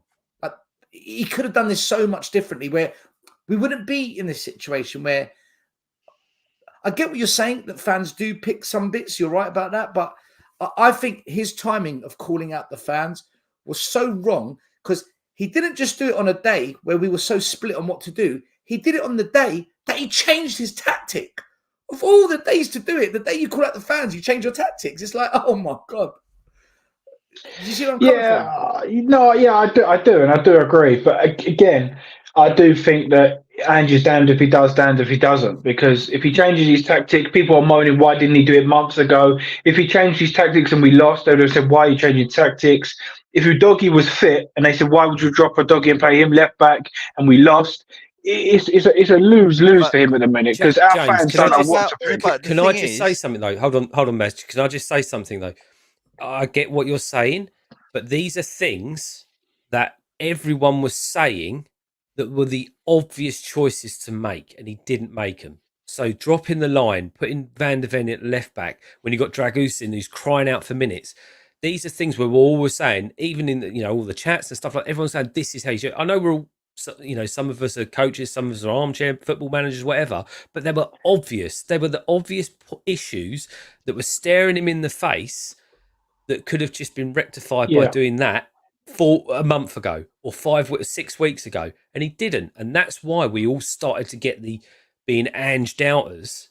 And then all of a sudden, Man City, Sheffield United, he does what we thought we should have done ages ago, and now all of a sudden it's actually there's nothing wrong. It was just Ange not, changing his ways quick enough. Yeah. I agree. You know what I mean? All the doubts went out of my mind. I completely agree because I was saying the same. Even now, I think we should just play a back three. We've got the perfect Conte team, but with no Conte. Like I think we've got a perfect back three. We've got the pace on the left. You've got Romero in the centre and Gresham on the right. Like you've got the wing backs. We've got James Maddison in the 10. We've got everything. We just don't have Conte anymore. It's the thing is though, what it's not about what the fans say. It's about what Ange says and what he does, and then what the club does. And it's it's fine whether we cherry pick what we want to believe or not, but ultimately, it's the patterns of the club and the patterns of the manager and what we do. That's the main thing. And thus far, nothing's changed. And we're at this juncture again, aren't we? Where we need to see major change for the situation to change. But what was wrong with the mentality the first 10 games of everyone, the fans and everyone? No, but it's a new manager bounce, isn't it? You always get that. I mean, the mentality was good, wasn't it? Everyone was. I don't think it's the mentality, JP. I think it was a new system. People didn't know us. People didn't know how he was playing. I don't mean other teams. I mean, like us as fans, of the fans, and the mood of all the players and everyone like that. The mentality was we were winning games. Right? Because we were winning games. But as soon as we got found out, it went completely the opposite way. With Van saying he's trying to change the mentality and trying to do this, and everyone else needs to get on board. They win games. The fans will be loving it. Everyone will be on board. But JP, the problem is, right, if you're going to tell people, I want to change the mentality, you need to lead by example. Don't play skip at left back at Anfield. Don't play chicken royale. Against Salah. Stop doing these dumb things where we know how it ends, because how can I trust you to change the mentality when you're doing the things that are leading to the losses? He was clearly asked by journalists about set pieces, and he got agitated by it. No and problem. then bang, the next game we concede to a set piece. The game after that, bang, we concede to it's like, bro, like, really? Are you just being stubborn now? Or are you just trusting coaches that aren't very good? And that's what I think it is. That is what I think it is, because that is when he come out and said things need to change inside the club. My personal opinion, that's what I think it is, because I reckon they've asked him in a press conference, made him feel like he's a bit of a twat. He's then gone back into the training ground and gone, how many more shots do I have to take for you boys to start doing your job properly? That's his fault. That's his fault. I agree. I completely agree. Right. And completely agree. The thing is, though, you change your mentality from the top. He called us out. You change your mentality from the top. You don't change it pointing the finger at the fans and say, you guys need to think better. Well, no. The club needs to change its whole mentality as to how we approach the league, how we approach players, how we approach the cups, and then we will change our mentality. All that's effectively happened is Levy's done a right good psyop on the whole fan base, right? Split the whole fan base up into different factions, and everyone's confused about what they want. I'll tell you what I want. I want a hotel, spa facilities, right? A lovely shopping complex, right? So I can go and have my croissants and Danishes, right? I'd love to have a wicked coffee and a go-kart experience. I do like a That's Danish. what I want. I do like a Danish pastry, I must say. I'm sure the hotel will have a nice patisserie in there. Yeah, but you get where I'm coming from, right? He's made a lot of huge mistakes, right? And one of the mistakes that he made when he first came in is accepting the bullshit coaches like Ryan Mason as being part of his footballing staff. Why is he still here? For crying out loud? Crap as well, mate. Yeah, Jedinak. No history. You know, he was a crap defender. He was a crap coach. He's in. Why would anyone accept those coaches? Might work in lesser leagues, but not in this league. He made a similar mistake to David Moyes. When David Moyes went to Man United, he changed the whole staff, coaching staff. Even after he was advised by Sir Alex, just don't change it. What he should have done is come in, assessed the coaches, and then made decisions. Because surely, when we had such a good set-piece record last season from scoring set pieces and defending them, he would have said, do you know what, actually, I've got a good set-piece coach here. Let's keep him. Unless he went... Unless it was part Conte's guy, though. That was that Italian guy. Yeah, that's what I mean. Unless he went as part of the whole Conte package. But I agree with Maz, because I put this tweet out on the day it happened. I said, whoops, wrong one. Sorry, guys. This one. I said, if Andrew's got an issue with the club mentality, he needs to chat to Levy, because he sacked 17 managers, 7 football directors, Jose before a final, selling our best players, sold Kane with no replacement, record income and profit, 8th richest club in the world, £3 million bonus, 1 trophy in 24 years. This is from Levy. So if he wants to change the mentality, before you go to the fans, sit down with a chair and say, what do you want? Why am I here? Why am I this? Tell me why you've brought me in and what you want me to actually achieve at the end of this process. Because I need to know where you're at with this. If he's done that already, then fair play. But it kind of feels like that conversation hasn't properly been had yet. So this is what I said at the beginning of the show. I think what he's doing is so smart, because if he has had that conversation with Levy, he's now in the general public saying this needs to change and the backroom staff needs to change, and he's kind of exploded without exploding. So if he has had this conversation with Levy, fans are like for me personally, I think he's got a thankless task. He's never going to survive. It's one man trying to change Levy and the whole club. If he survives, he's a miracle worker, but I can't see it happening. Do you think this summer transfer window will tell us whether or not things have changed? Because we said this last year, you know that. We said this exact same thing last year. And the year before that. Do you think this time is actually the one, or are we going to be like sheep again, all over again? I don't want to get my hopes up, to be honest. I'm done with that. I'm so done with that. What will be, will be. But like you said, if Timo Werner signs, then it's game over. And if that sort of stuff happens, then I'll just check out straight away. Well, do you guys think if this, based on what we know about his personality, if this guy can't change the bald-headed twats, sorry, not you, JP, mentality, then nothing can. Nothing can, right? And we're going to be back in the same cycle, isn't it? It doesn't matter who you get in. it's all going to be the same. And that conversation between, Ange saying, "Why'd you get me in?" I don't think he really wants to have that conversation with Levy, because Levy will just probably tell him the truth. He said, "Well, you were the cheapest option and about 5th on the list." So, but do you think? If you go on, James. Do you think then? Obviously, a question. Do you think that everybody else is more likely to be, or Ange Levy out will grow a lot quicker and a lot more if Ange gets the boot or pulls the plug? Do you think that fans will now kind of go, "We've had a good guy in that tried to change everything, and then we still got rid of him. It didn't work," or are they going to say Ange out, not Levy out? Do you think Ange could turn the tide with the Levy out? If Ange gets players that he wants and still doesn't progress next season, and we don't get through the cups or anything like that, I see that as fans will turn on Ange, because he's got what he wanted and he still couldn't do it. He wasn't good enough. Yeah, but so would I. That's fair. If that's the case, then Levy's done his job. I can't criticise somebody like Levy for doing that. How can you say, right, you've gave Ange all these players and now crew still criticising Levy? You can't.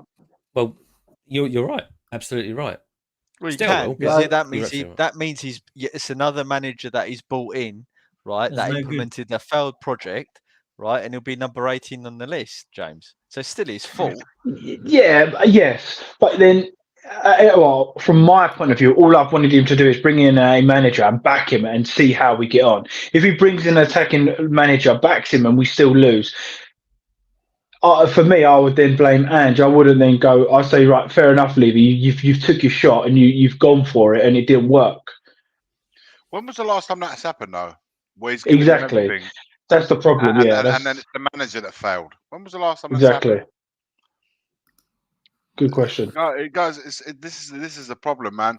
At the moment, you see it's happening now. Like idiots like Dietrich have put a super chat. By the way, Dietrich, don't think I didn't spot that early on.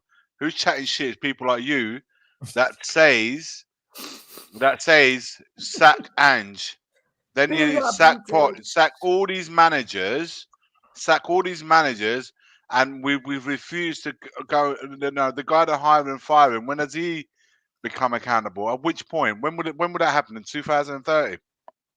What I'm saying is that yes, I agree. If the manager's given everything, it's been given everything by the club. The club have gone more than out of their way to give the manager that they've hired to succeed. They're giving him all the tools, giving him everything, and he fails. And yeah, absolutely, the manager's then got to take accountability. I think this time it's different, right? Do you know what? I agree with Matt. There's fans that saying Ange out. There's fans. There's people in the chat that said Ange out. Only if we sign Timo Werner, right? I agree with Maz. If we sign Timo, I'm done. I don't care. If we sign Timo, I'm done. I'm nuclear. What happens though? What happens? And there's no way of us knowing one way or another where the manager turns around and says, "Mate, don't sign him," and the owners are like, "Yeah, but it's a good price." Then he needs to walk. Then he needs to walk. Right. He needs to hand in his resignation. I'll still be Ange out. Even after I'm just saying that scenario. What I'm trying to say is that scenario could play out. What would you do? How do the fans know that it wouldn't be him signing? We don't know that Ange might be him. But then he's accepted Werner being here, and that's enough for me. You would walk out if he did that. If he was in his place. Because you're not going to convince me of a winning project with Turbo Wiener who can't score goals playing in a forward position. It's insane. I've never heard anything so crazy. Like, I agree with Maz. We must keep Ange. He has to stay because it's a win-win situation in my view. Because if he stays and this project turns out to be different to everything else and they back him and we as fans get what we want, then we'll be happy because at the end of it, either we're going to win trophies, which is what we want, or at least we've given it the best we can and say, do you know what? We gave it the best we can. What more can we ask for? If it doesn't work out, it's a win as well, because I think now there's more chance of a full Levy out saying, hold on, you've done it again. Yet again, you've done it, Levy. And I think there's more fans ready this time. And do you know what? There's more YouTube channels with noise that can turn the screw this time. We're not those small channels like before. We're a bit bigger this time. And it's not just us. You've got Tottenham on tour. You've got the Hotspurhood. I know Ash and Marlon aren't going to go quiet on this. I'll tell you that for sure, Spurs Kings. So I think now we've got a bit more. We're not those little boys just sitting there talking about Tottenham. We're actually, we get good numbers. We've got almost 500 people watching tonight. There's noise now. There's noise. And the media as well. I think there's people in the media that are going to say, do you know what? I've had enough of this as well. The Jamie O'Hara's, the Jamie Redknaps. Jamie Redknapp put it after the City game. He had to stop himself in the interview after there, where he perfectly described exactly what we've all been saying about the mentality of the board, about they've got to want it, they've got to want to push, they've got to open their purse strings a little bit. And he actually went, actually, I better not say anything more. And then just sort of stopped. He almost went on full rant, and completely full rant. And a lot of the other pundits are all parroting the same things, and they're agreeing with him, right? And it's getting more and more and more. I don't understand why. Why do we really think this is going to change? We don't. No, I said we think it's going to change. We're hopeful, but we don't think it's going to. But it's a win-win, JP, because if it doesn't change, Levy out gets a much bigger chance this time round. Whereas if it does change, I don't think it will. I honestly don't think it will. You think all these fans backing Ange, all these fans having a go at fans for having the crap mentality that Ange now told them that half of us have got, you think they're all just going to suddenly jump on board Ange? Oh, I don't. I think they can say, hold on, why have you just got rid of our manager? Why haven't you backed him? I think it's different this time. Do you know what? James is the only person I've heard say that Ange just called out the board without throwing grenades into the mix. And do you know what? I've been thinking about it since he said it earlier on. I think he's right. I think he's got a point. Yeah, Ange has paper, but he's done it quite. You know what? He's actually smarter than what I thought. You don't say that you've seen cracks in the foundations in a club inside without basically calling out things that are happening within the club, right? He hasn't had a full-on rant, but he said, do you know what? I've had, 10 months here or whatever. I thought things worked one way, but in the last couple of days, I've understood that actually I've got to change my philosophy. I've got to change my mentality because that's not how it is at all. And it means that I need to change other people. He said he's got to start again. Yeah, that's why I'm optimistic. Now, that doesn't mean I'm backing him. I'm just optimistic that he's seen the light. But the thing is, how many more does it take? Ange just said it. Maz is so fake positive. He's so fake positive. Ange just said it. Conte said it. Pochettino has said it. I tried. Mourinho has said it. How many more people do you want to hear it from? And that's because we agree, though, Iggy. That's because we agree. But every time one of those managers has gone, there's been more people gather to alleviate out. There's been more people go. So when Poch got, there's more. When Mourinho got, there's more. Conte, there's more. So I think that there's going to be more. And like I said, I think that Ange looks like a nice guy. And I think all of the pundits like him. Everybody on TV likes him. If it doesn't go well, everyone will go, well, why is that fouled? Well, let me ask this question. I think we'll go down the route where Ange wasn't capable and it was right to go. I think more of that would happen. Let me ask you this question, right? Do you think that if you genuinely want to see a change at the top of this club, like a proper change, do you think the best chance of that happening is by keeping Ange or by Ange not being here? The only change I can see moving forward is Ange changing his mind and fucking it all off. That's what I am. That's what I think will happen. So then it will get to a point where he'll just look at a club and thinking, You're not where I want to be. He's already saying it now, man. He was asked a question on Match of the Day yesterday. Do you really believe that? He comes across more like he wants to stay here, like he wants to be here. No, I don't think he doesn't want to be here. I just think he'll get to a point where he's just like, I'm done. There's nothing more I can do because I can't change his mind. Yesterday, he was asked a question post-match. He said, would you have taken 5th spot at the beginning of the season? He goes, it's not how I think. He wants to finish top. He wants to finish first. That's what his mind. He doesn't accept anything outside of top spot. So I'm not saying, if people say to me, oh, well, what, you think he's going to challenge for the league next year, blah, blah, blah, he wants to play. I'm not saying that's going to happen because he needs to create the foundations for that to eventually happen, providing that we get all the back and everything we're speaking about. But I'm saying in here, that's where he's at. In here, he wants to be competing for the top spots. Whether he's capable or not, whether he's good enough or not, who knows, man? We won't know. But in here, it all starts from up in the mindset, and that's where he's at. And I don't think we, as a club, not us fans, us here, or for the many that follow and that want to see Tottenham aspire to greater things, I don't think we're there as a club. I don't. We haven't shown anything within the structure of the club that we want to be that's top why I asked you on the football field. But this is why I asked everyone: is this summer once and for all the moment?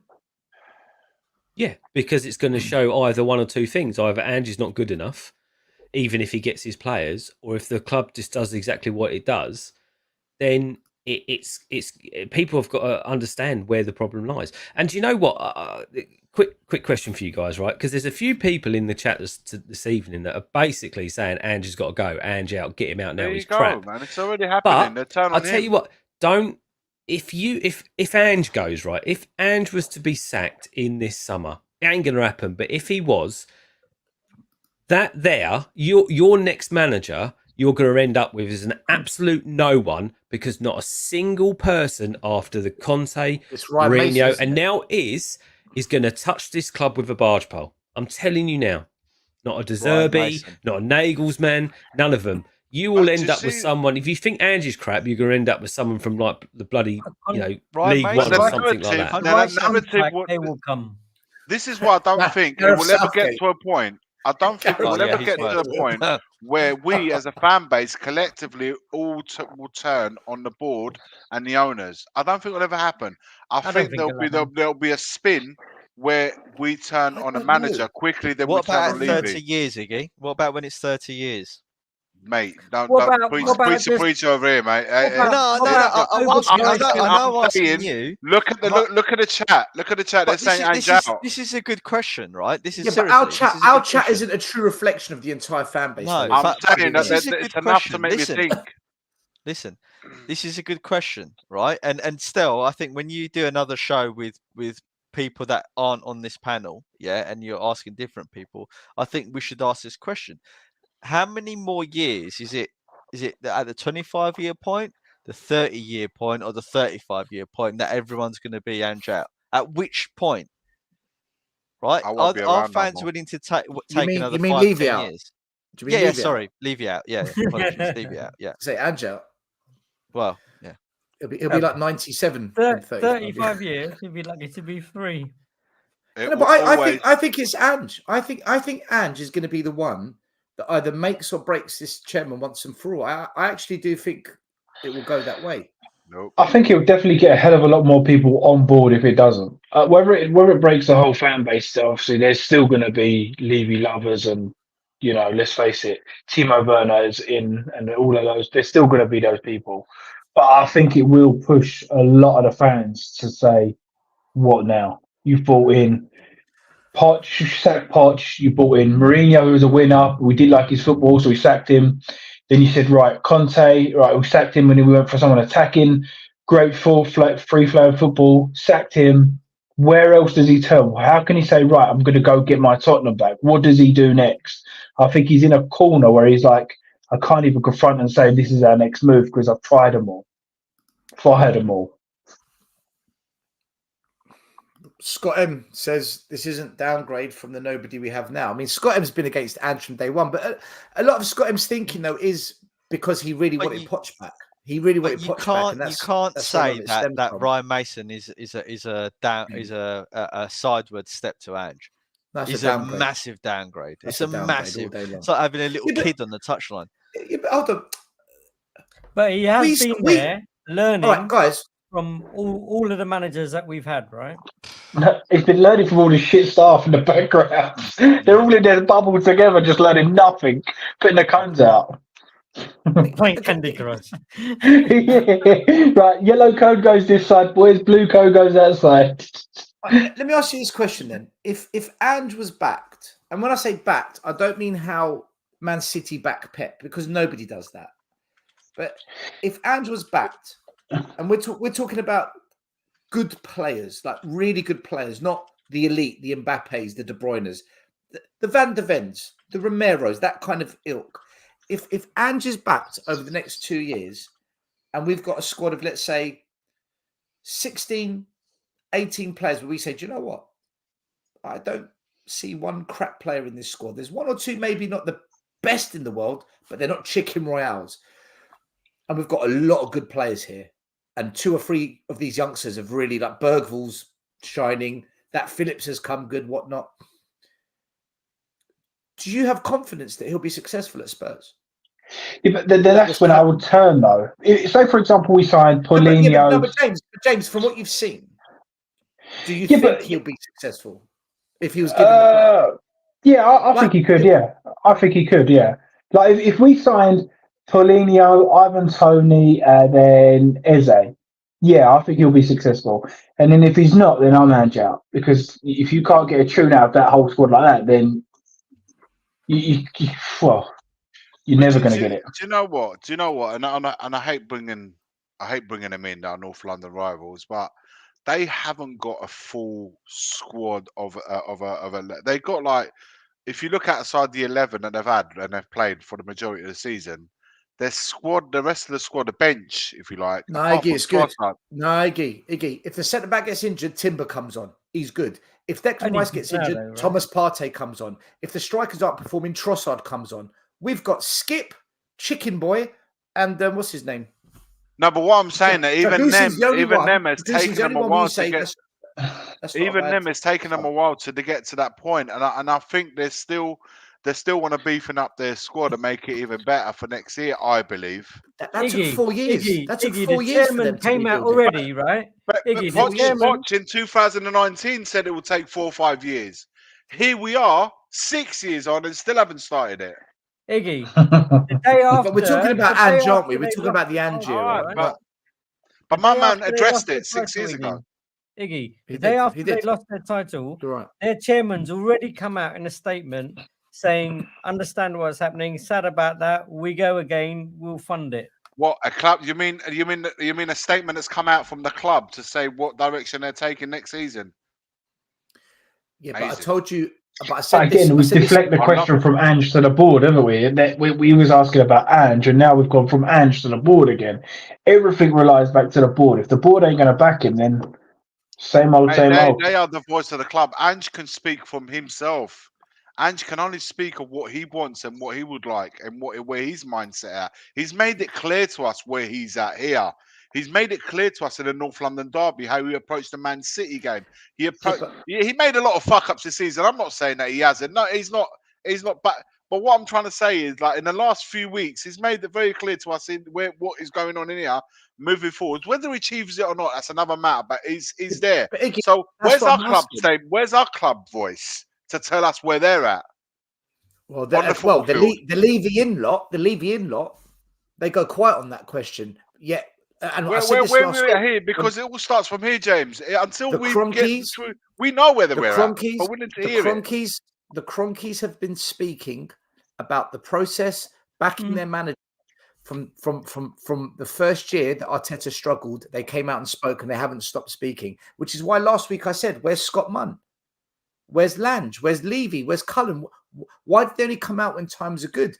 It reinforces. Now you need the chairman to come out and speak and say, "Listen, guys, calm." Was there a chairman's letter at the end of the season? Normally there is one, isn't there? I don't remember seeing or hearing of one. The only letter I got is the memberships coming. The membership money coming out next week. That's the only letter I've ever got from them. So that's all the writing I needed to get from my club. But what I'm saying is, the point of the matter is that if the manager says what he's got to say, the club says what they got to say. It unites everyone. It sends a message of unity. But here it's all about divide and conquer. That's all this club's ever done, is divide and conquer. This is why, and the renewals are going to be coming through in the next week or so. That's the only thing you ever hear from them. This is why I don't listen to the Levy-in lot. I don't listen to the investment bankers, those that come at it from a financial perspective, because they completely ignore human behavior, right? As humans, we go by behaviors. We go by interactions. There is no interaction from this board at a moment, it's like they're so lacking any self-awareness or consideration for the customer. Like, I agree with you, Iggy. I've been saying this for weeks. They should come out now and say, Ange is our guy.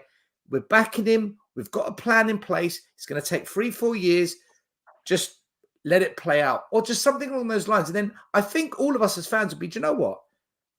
But still, it reinforces the manager as well, because the manager needs backing from the club, but not just an economical backing. It needs a supporting backing. It needs a network behind them to say what Ange is trying to do. We are fully behind it, and we are outwardly telling you, I'm behind him in this. We're behind him. Do you know what, Iggy? This is what worries me.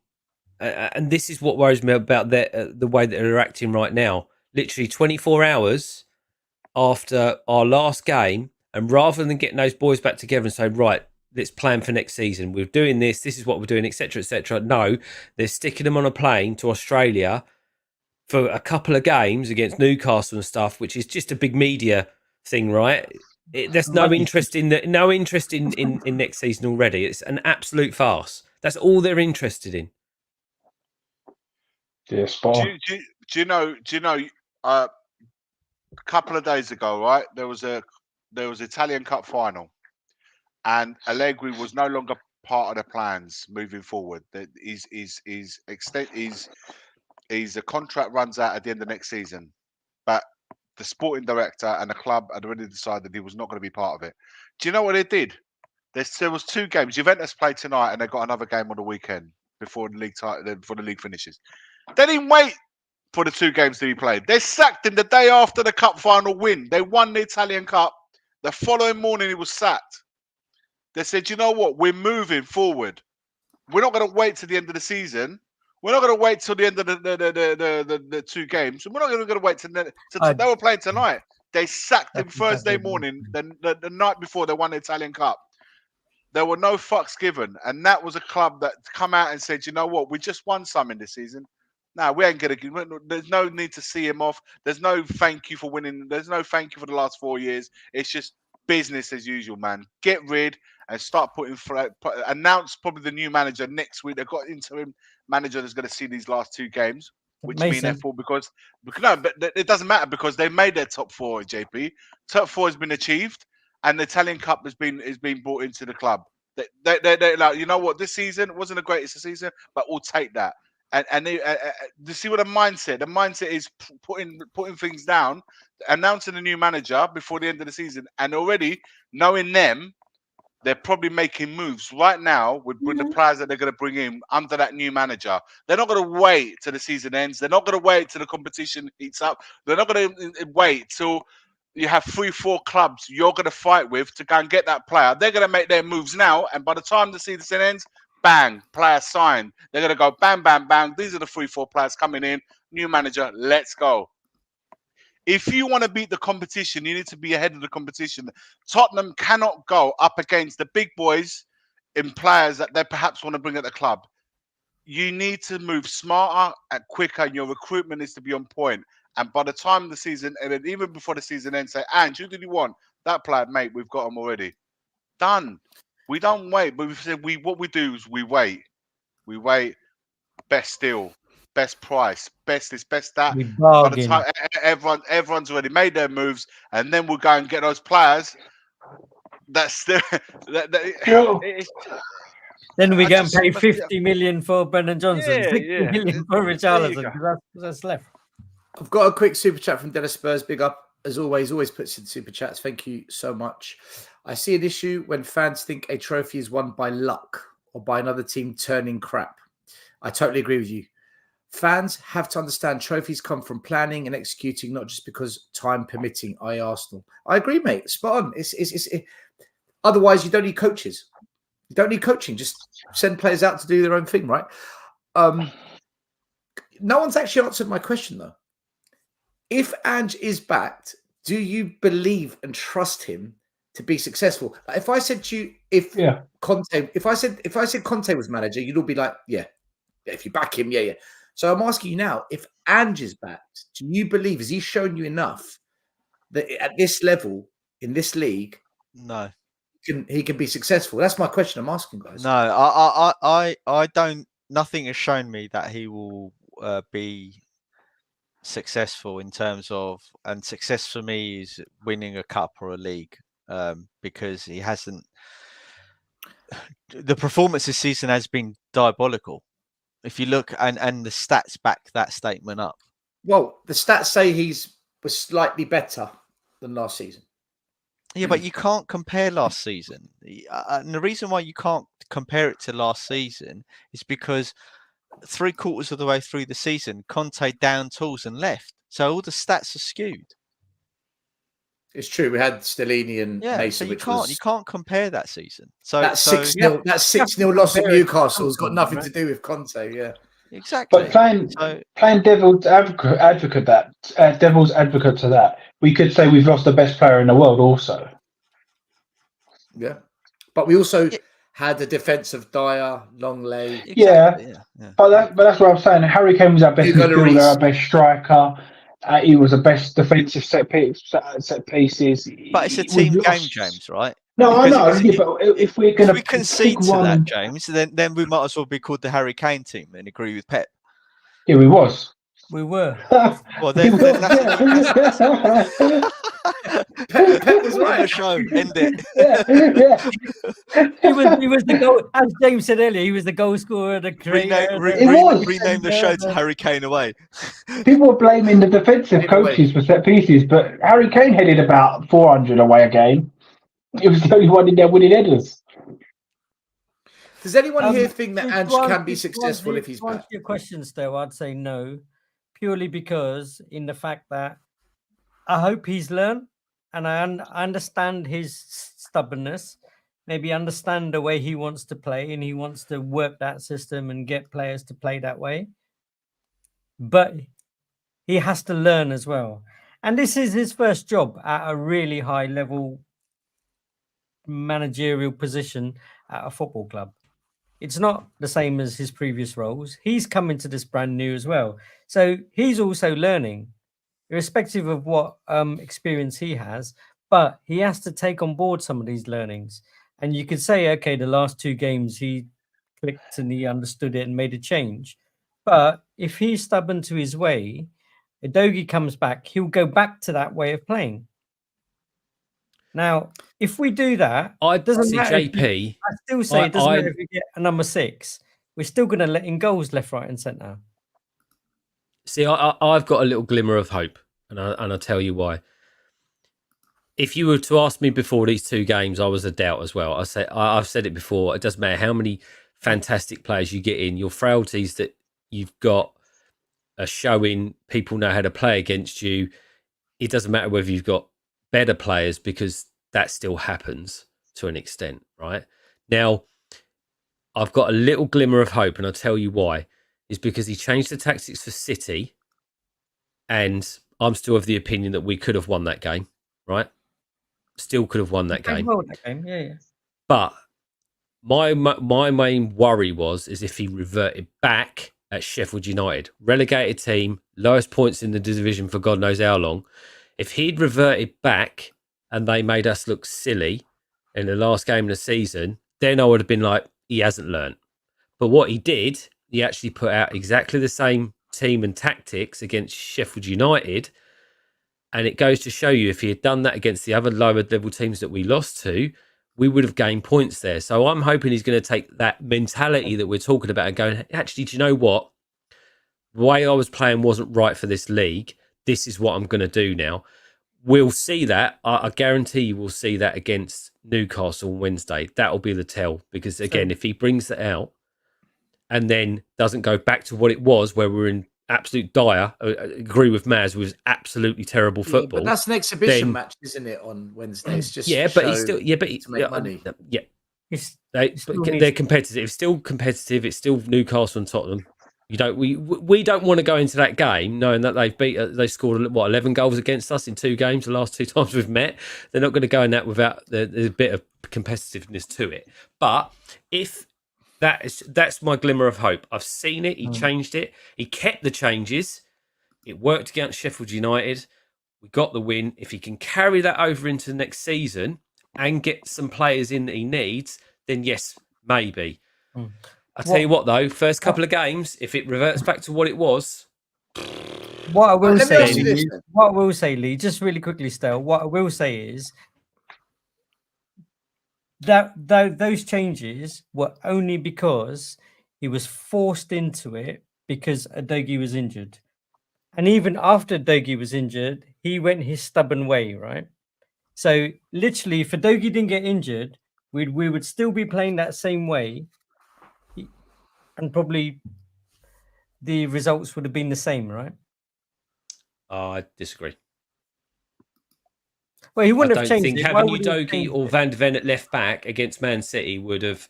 He changed his tactics because it was City. He didn't sit back like we did in the FA Cup. He actually went at them. He just said, "Let's drop 10 yards, boys, because these guys have got some players that Doku's and stuff Or like was that, it and because they'll they catch forced us us out." back? He changed.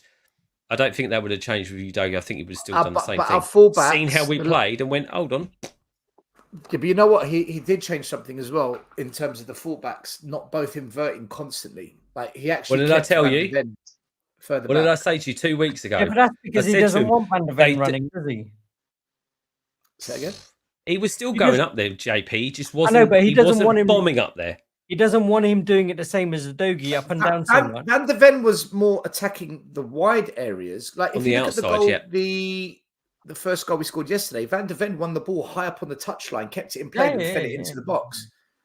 Whereas Adogi would be on the edge of the penalty box of the opposition. Do we know how many games this season he's actually had a full squad as well? By that I mean Richarlison playing up front and Son playing on the left. Like how many games a season? And that's got to be another thing that we've got. No, I know, but we have had a fair old bit of that going on and all. So it's quite harsh. Like I understand the question you're asking, but it's quite a hard and harsh question to ask in the respect of if this season is all about his philosophy, so he's come in and said, right, we're playing this way the whole season, and he's got people in there like Højbjerg. For me, even Papa Sarr. I think Papa Sarr is so good off the ball. I think he's bang average on the ball. I don't think he's very good on the ball. I think he does all the hard work, but he hasn't got that natural footballing IQ, the like of a Madison or a Lo Celso or a Bentancur. I don't think he's got that. So is this season going to be, right, I don't care how many times we get beat, I don't care how bad we play, this is the way we're going to play. Then hopefully this window, he drops in 3 more players and things change. Like a Conor Gallagher. Whether you rate Conor Gallagher or not, you'd be pretty blind to see that's not a perfect midfielder for an Ange system, no? I think Conor Gallagher make sense? Look, my view is this: Conor Gallagher is better than what we've got for that specific role. I agree, but do I think Conor Gallagher is the level we need if we're going to go on and be winners and lifting trophies? I've got my doubts. I don't think he is. I'm the same. I think he's a lot better than what we've got. But again, you can't jump from 8th place to winning the league. There's got to be that build in between. You've got to get somebody in that's better than what you're at now. So then next summer you can then go again and improve again. Why? If we're not sure that Gallagher isn't that much of an improvement, then why are we going? I think he's massive improvement. I think he's a massive improvement on what we've got now. Over Sarr and Madison. Bentancur is harsh to say because obviously he's injured. If it's Bentancur like last year, then it's completely different. I think he's better than Sarr. I think he's better than Basuma. Madison, who knows? He's been so on and off. But I think for a system, that's what I'm saying. If he's trying to get a system in place, I don't think Conor Gallagher's as bad as people say. So if he's going to come in and get that tick in again, it's sort of it's one step in the right direction. Sometimes you've got to learn to walk before you can run. You can't just run and win the trophies. You've got to have a process. We didn't replace Vertonghen. In came Longley. Longley, we shipped him back out because he was only a short-term loan deal. Van de Ven comes in. Look at the leap. Look at the jump. If the jump isn't like that, I don't want us to sign the player. And I don't think Conor Gallagher's that jump. I don't. I'll tell you why I don't want Gallagher. I'll tell you why I don't want Gallagher. Because the exact things that Chelsea fans criticise him for are the exact things that Ange was screaming at our players for. He's got all the energy in the world, right? He pressures and he changes, and he He pressures people, but as soon as he gets it back, it's either sideways or backwards. That's what they critique him for. Now, Ange's whole point about going forward is that you've got to go forward. So you've got to say, well, if you've got this player that, he's got all the energy in the world, but goes sideways or backwards, then he's not really suited for the thing because you want to go forwards. Yeah, I I'm just saying understand that. what I see. I don't think he's. My problem wasn't the fact that we should sign Gallagher or not. That wasn't what I was trying to say earlier on. My problem was how quick we, as a fan base, were to shit on Gallagher, saying he's not good enough for Spurs. That's my issue. Yeah. I didn't say go and get him. If we need the player with certain characteristics that suit our player, that suit the way we play, and that isn't Gallagher, by all means, go and get the right player for the purpose to which you want to serve. But to shit on a player, just say he ain't good enough. When we've got midfield. Hold on. Look at the timing of it though. When fans first shut on Gallagher, we got off to a 10-game unbeaten run. We're like, hold on a minute. Have you seen our midfield? We've got Saar, Basuma, and Maddison, mate. Gallagher doesn't even touch them. Then when the wheels came off at Spurs, yeah, exactly. The wheels came off at Chelsea even more. So it's like, hold on, we're crap and they're even worse. We don't want to touch him. The last 10 games where Chelsea have ended the season strong, and I told every Chelsea fan that cussed Poch on every show I went on with these deluded, spoilt Chelsea fans, I said to them, you have no idea. Poch will end the season strong. He did exactly the same at Spurs. Could that not be the same reason for the player, though? Well, this is what I'm coming to.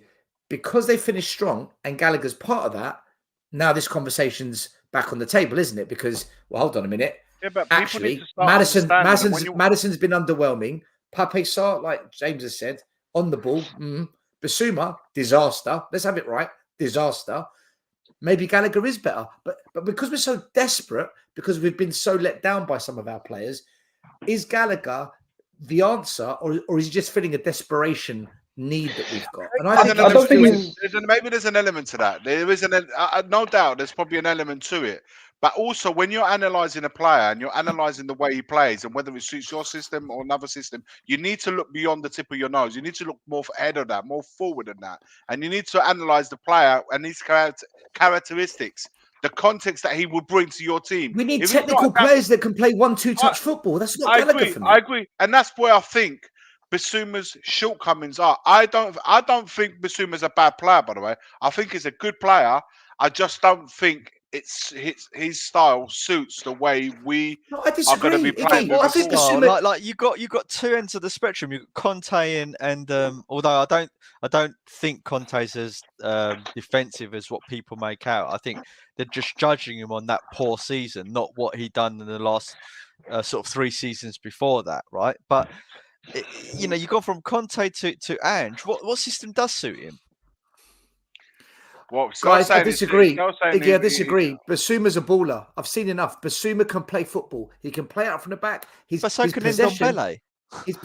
as an individual has been fantastic at times. I think Basuma is a top player. The problem is, and I don't know what's caused it, he's just playing shit.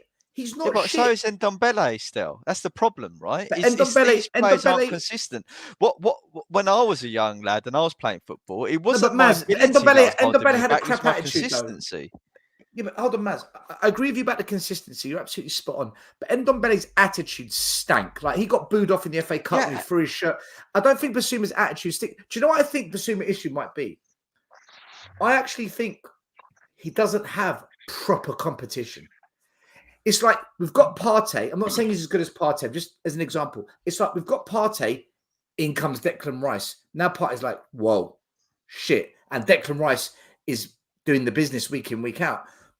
Who's actually challenging Basuma for that role? Genuinely, in this, what you think, Højbjerg? Saar? Yeah, but the problem still, the problem is, and I think that's you've got to trust, and complacency is crept in because of it. You've got to trust what your eyes are telling you and the data's telling you. He's been inconsistent, Jose, like you say. Conte, Ange. He's not made it. Let's get rid of him. He's done. Complacency sets in. It's hard to argue. It is hard to argue that. It is hard. Complacency sets in when you've set the tone, you've set the tone, and you've got no one that can come near you, then you might get complacency and your performances start to go down a little bit. But he's never set the tone, even without any competition, he's never really and truly set the tone long enough to say, I've created this bar for which you lot need to come and fight me. He was so good for us. Like, All of we them forget, were. because it's such a long time. Everyone. He Yeah, but was so everybody good. was though. Everyone. Everybody was good. They all said. So what's happened then is As you they needed all to, set the Luigi. tone to which they all then failed after 10 games to reach again. I watched Bassoum at the Emirates. I went to that game and I saw him bully Saliba. I saw him bop that ball around the midfield, winning the ball, pushing players, driving forward. I'm like, we've got a proper midfielder here. And then the last 25 games, he's been shit. So what? For the me, hell he's happened? too lazy. He's far too lazy for an Ange system. On the ball, yeah, he's got the gift, he's got the turn, he's got the drop the shoulder, but he's far too lazy. The amount of times he loses the ball and then just jogs back and lets us get outnumbered, that is the problem for me. He can't be held. For me, he cannot be a defensive midfielder. A defensive No. midfielder reads situations a lot quicker.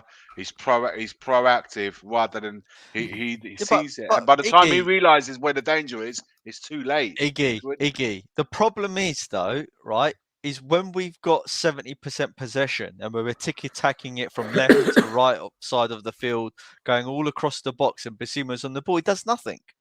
What's he done when he's forward? Apart from lose the ball and not track back. Agreed. Do you know what he did at the start of the season so well? And it's the same Bassoum I saw at Brighton.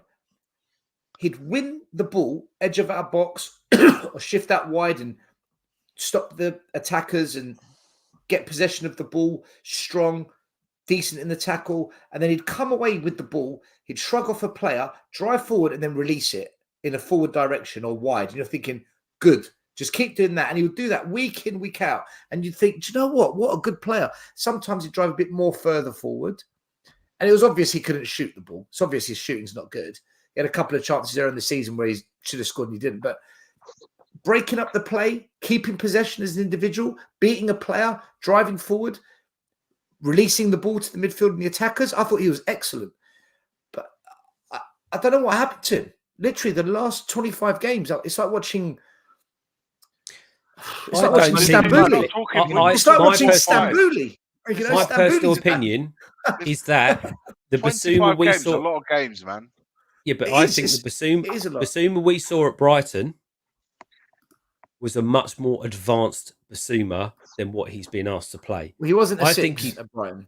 He's exactly, and I think that's where we're trying to play him. How many times have I said to you, I can't believe Bassouma's come back to take the ball again, and he's been so lazy that that he's almost lost it in front of our box. You're absolutely right. He's a better player when he's pressuring them in the midfield or higher up in the midfield and taking the ball off them, or he's receiving the ball in the higher position and then turning and taking on a player. I'm not making excuses for him, but I don't think he's been played in the position that works for him best. And I think having a defensive midfielder behind him and in front of the defenders, I think he'd flourish a lot more because he'd be a bit more free. Lee, with respect, I think that's nonsense. And I'll tell you why I think that's nonsense. Because in Ange's systems, all of the midfielders swap positions, rotate around when they're attacking. You see all of our midfielders. But you never see him forward. You always see him back. He is forward. The furthest midfielder back. Most of the time, he's the furthest midfielder back. He is up there, Lee. Right? And against Wolves, when we lost the game, he was three managers where all three managers play him in that position. So my conclusion would be is that's where he either those three managers are assessing him and saying, no, that is actually his best position, or he's saying to them, this is where I feel comfortable. Okay. We can't keep giving him excuses. The game that made us buy him, where he played much higher up the pitch and he played there for Brighton. Every manager decided that in actual fact, that's not his best position. We'll put him somewhere else and he's failed. That's his fault. Oh, I'm sorry. Listen, I did see him. I know the game you're referring to, the one they came to Tottenham. It was the cup game. Absolutely bossed The FA us. Cup. Absolutely They won bossed 1-0. us. I was there that game. He completely ripped us a new one in the middle of the Yeah, park. so we bought him off one good season. No. One good game. No, he used to play there. No, he played there for Brighton. Don't get me wrong. And that's Arsenal, what gave Arsenal him. were going for him as well. Yeah. Arsenal were going in for him as well. They were But both we bought interested in him. getting him. We bought him. Then they 'cause he dropped was only 100 million on 25 Declan million. Rice. I'll tell you what. You put him in that Arsenal team. You put him in that Arsenal team with Rice behind him. A completely different player. Completely different player. That's all I'm going to say.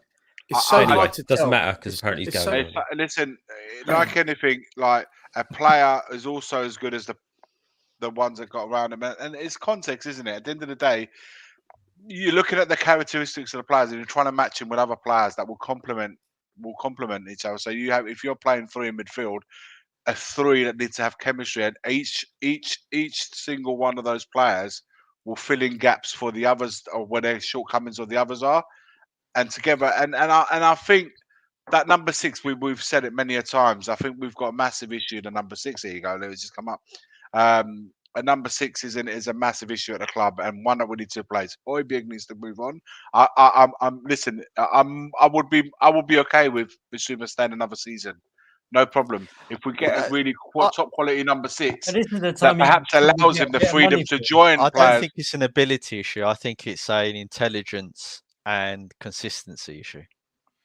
Yeah. I can get on board with that, no problem. But I would like to see a proper number 6 come in who would actually do a really good job, and that is what his expertise is to protect the defenders, particularly if we play with high, bombing forward fullbacks.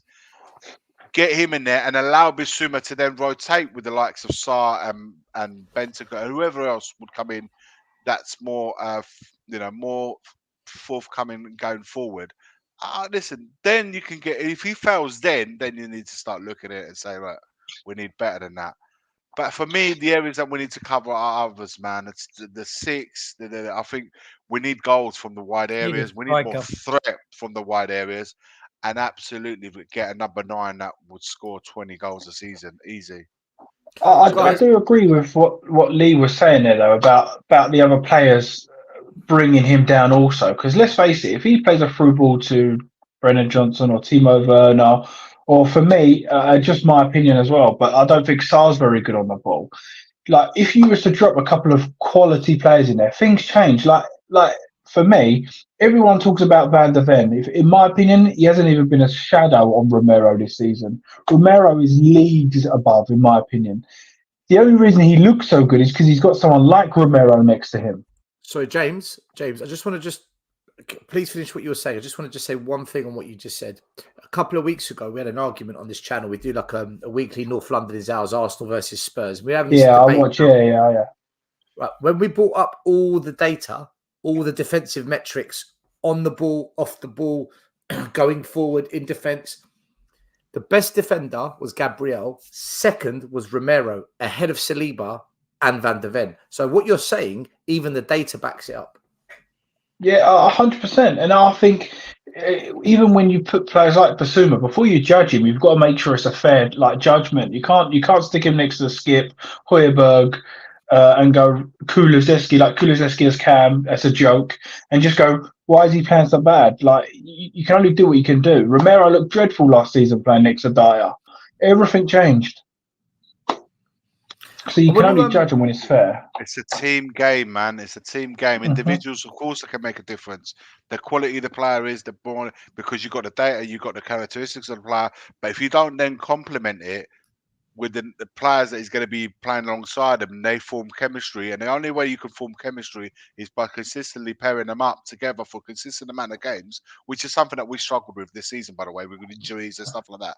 But ironically, during that injury phase in the middle part of the season, we actually did better than what we did when they had everyone back for the 2024, which is something I can't get my head around. I always thought we were going through that period to get our players, and then it just didn't. For some reason or another, it didn't happen second half of the season. That's something that we need to massively change next season. I'd rather us not have this massive high first 10 games, a dip in a second part of it, in the middle bit of the season, and then a complete crashing down in the third season.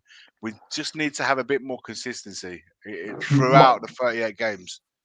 My opinion on that, Iggy, is go find another team. That's why I follow Italian football, mate, because I balance myself out a little bit. Otherwise, you know what? Do you know what? Let me put James closer to Maz, because them two seem to understand the same language.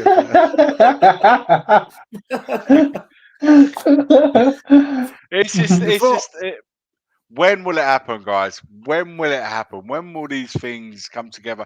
No one's ever said like we expect a league title every year. No one's all I expect is my team to be challenging and not to be out of everything come Christmas. You want to see yearly progression. That's what you want. Christmas. If you progress each year, then eventually you're going to land at some point, right? So it's just whether we can progress each year. That's ideally my laughing. Right, 25 years later, we're still waiting to land.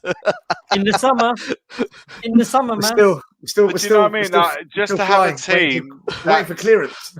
Just to have a team that's not finished by traffic Christmas, control. Man. Can we land, please? It's been 25 years. How many seasons that are literally come New Year's, we're out. We're not in the cups, domestic cups, long enough. Forget European and Europe and all of that. Well, this is where I don't understand. To not be in the mix by March. Iggy, in March, we're never in the mix. That has been the biggest sin. The way we've been dismissive of domestic cups is the biggest sin, because if there's one thing Tottenham did have history for, we were called the Cup Kings. We did have that history about 3 decades ago now. That's been eroded. We don't even take the cup seriously like we should. But this is where Andrew's talking, or excessive talking, conflicts with his perceived mentality. You know, he says, I'm a winner, mate. I want to win every game and all that sort of stuff. Yet we get battered in all the cups. We had the least amount of games this season because of it. You know, and then him saying, I'm going to challenge, again, you can't see it, and he hasn't proven it. So circling back to your question, do I believe Andrew's going to win anything? Unless he pulls a rabbit out the hat, no. And certainly not with this board. I want to ask you all a question before we end the show. By the way, we've got 500 people watching. Guys, please smash the like button. It takes you 2 seconds. Just look at your phone or on your computer. We're almost at 200, but we should be a lot more than that for this show tonight. We've had a lot of people watching the show tonight. Thank you very much, everybody. If you were to evaluate the first season and take into consideration, we lost Kane, but we did sign defenders and players to kind of improve us. 1 game a week, the cup competitions. When you look at the season as a whole, injuries and even the games where we had all our players back and we didn't do as well. When you look at the season as a whole, what would you give Ange out of 10? Right, I'll start this way around because JP's taking a break. James, out of 10, what would you give Ange, and what's your reasoning behind it? I'd probably say a 7.5, to be fair. I think he's done well. I think that he's had a lot to deal with, a lot of injuries, losing Kane last day of the season, been given Brennan Johnson like last day of the transfer window. And let's not face it, we didn't even have a pre-season for him to get his teeth into. So he got thrown in the deep end. I can see that the style of football has changed. I can see he's trying to change the attitude. I like what we've all said. I'm glad that he's trying to change within himself tactically as well. That's a good positive sign. So if you would have offered me 5th before the season started and to be where we are and how we've gone, I think I would have took that. So I think with the bad and negative he's had to do, I can't really complain. 7.5 from James. Lee, what are you thinking? Yeah, similar to James, really. I'd give him a 7. He's finished, or the team and him have finished higher than I expected us to. A bit disappointed in the cups. Thought we could have done a bit more there. But overall, can I change mine to a 7? Yeah, the cups were a letdown. Yeah.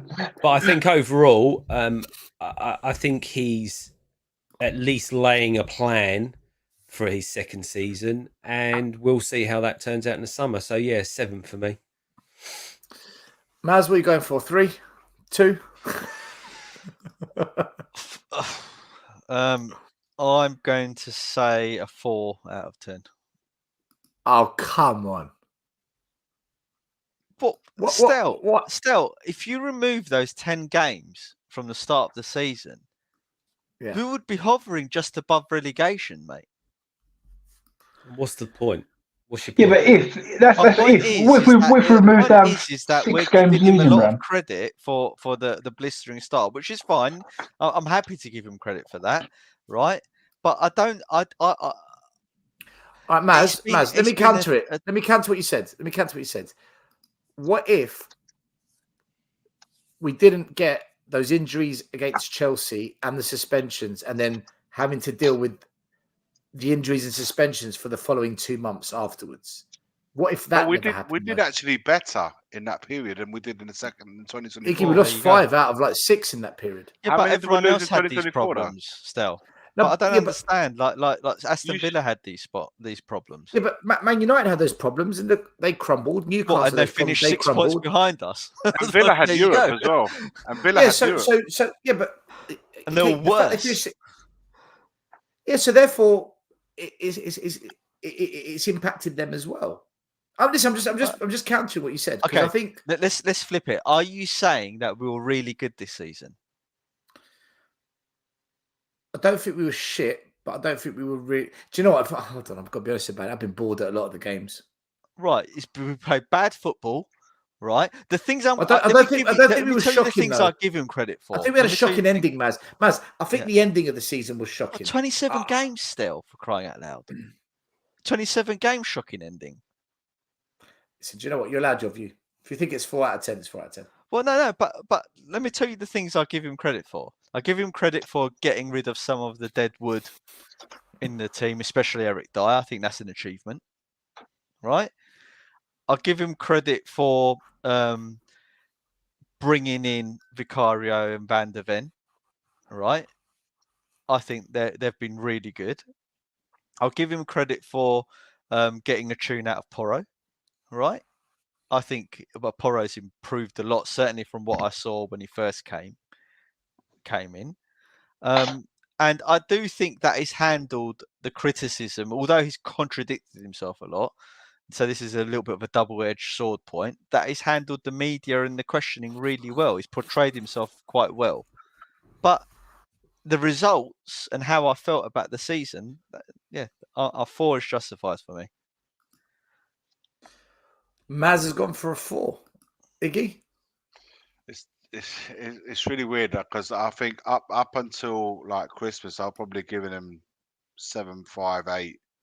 And then after Christmas, man, we're looking at 4, 5, man. I'm talking about the consistency and the points picked up, and the drop off was massive. I get the injuries, I get all of that. Probably point to that 6 in the context of the 38 game. There's a lot of low scores in the comments. I'm going to say there's a lot of 4s and 5s. 6, a lot. 6. You know what? I'll give him an extra point. Extra 0.5 for making Europe. Because we missed out. I think people have been watching too much We Are Tottenham TV, if I'm honest, and when they done their thing, because 6.5, I think 4 times. Everyone was like, oh yeah, I think because we all thought we were going to be crap and we finished 5th, that makes it an amazing season. No, it's not that, Maz. My score is based on a scale, right? If I'm taking a scale of 1 to 10, and there's 20 clubs in the league, if a 0 is getting relegated and a 1 is finishing 3rd or 4th, a 5 is finishing 10th, and we finished 5th. That's about a 7. Your 4 on that scale would be like finishing 16th. We just didn't do that. We don't agree on anything at Spurs. Exactly. Spurs, so this doesn't matter. The scores are all based on different things completely. I think the second half of the season, Lee, I think a lot. Of course, the second half of the season is probably more fresh in people's minds than perhaps of course it is.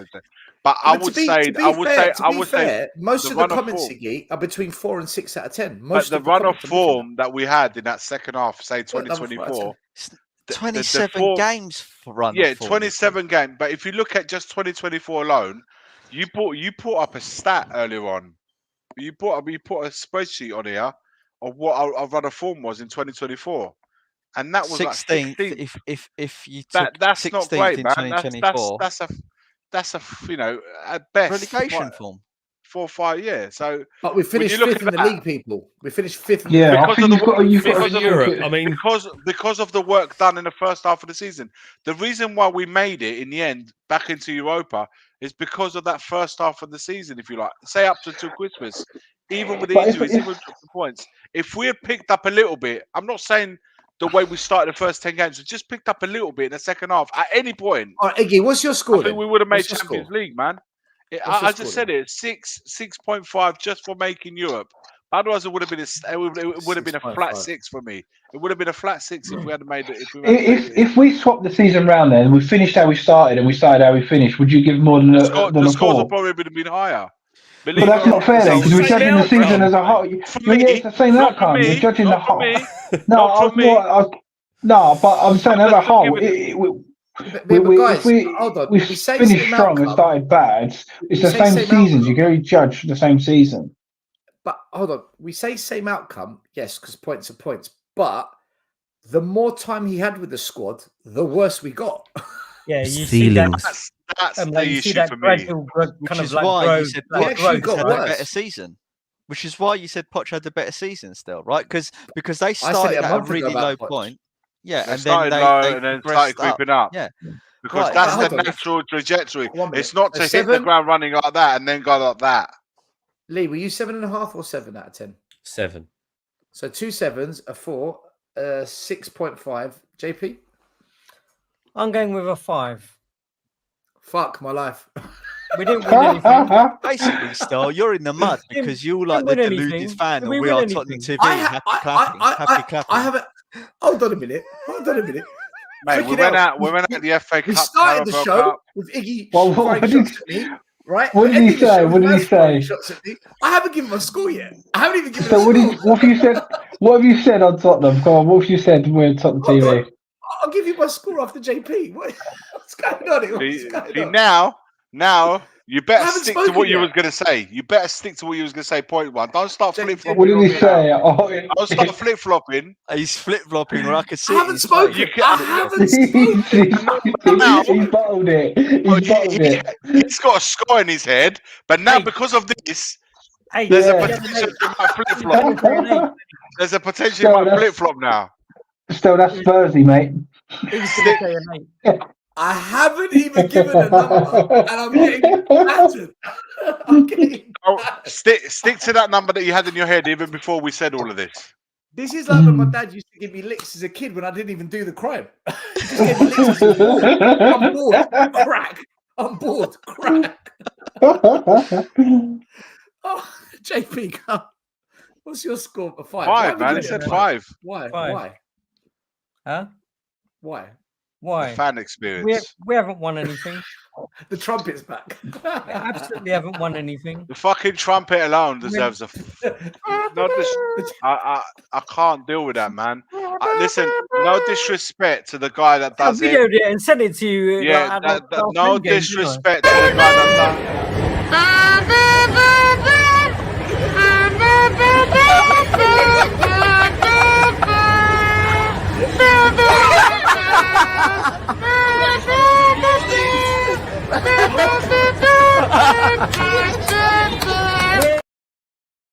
Mate, we got absolutely rinsed at Newcastle. You almost lost 4-0 out of it. Right, we lost 4-0 to Newcastle. Mate, what a day that was. He starts doing the trumpet. Doing the trumpet.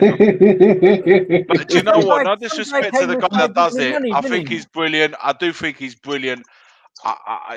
It's just as if for me every time, and this is my take, yeah, not everyone's take. My take when I see that trumpet going off at the beginning of every game, there's something in me just curls up and just wants to die. Cringes. Yeah, man. It could be worse. It could be worse. It could be worse. I'd rather him just turn the volume up and ramp up the volume, playing Free from Desire or whatever it is. Just plays. That'd be impressive on a trumpet if you could do that.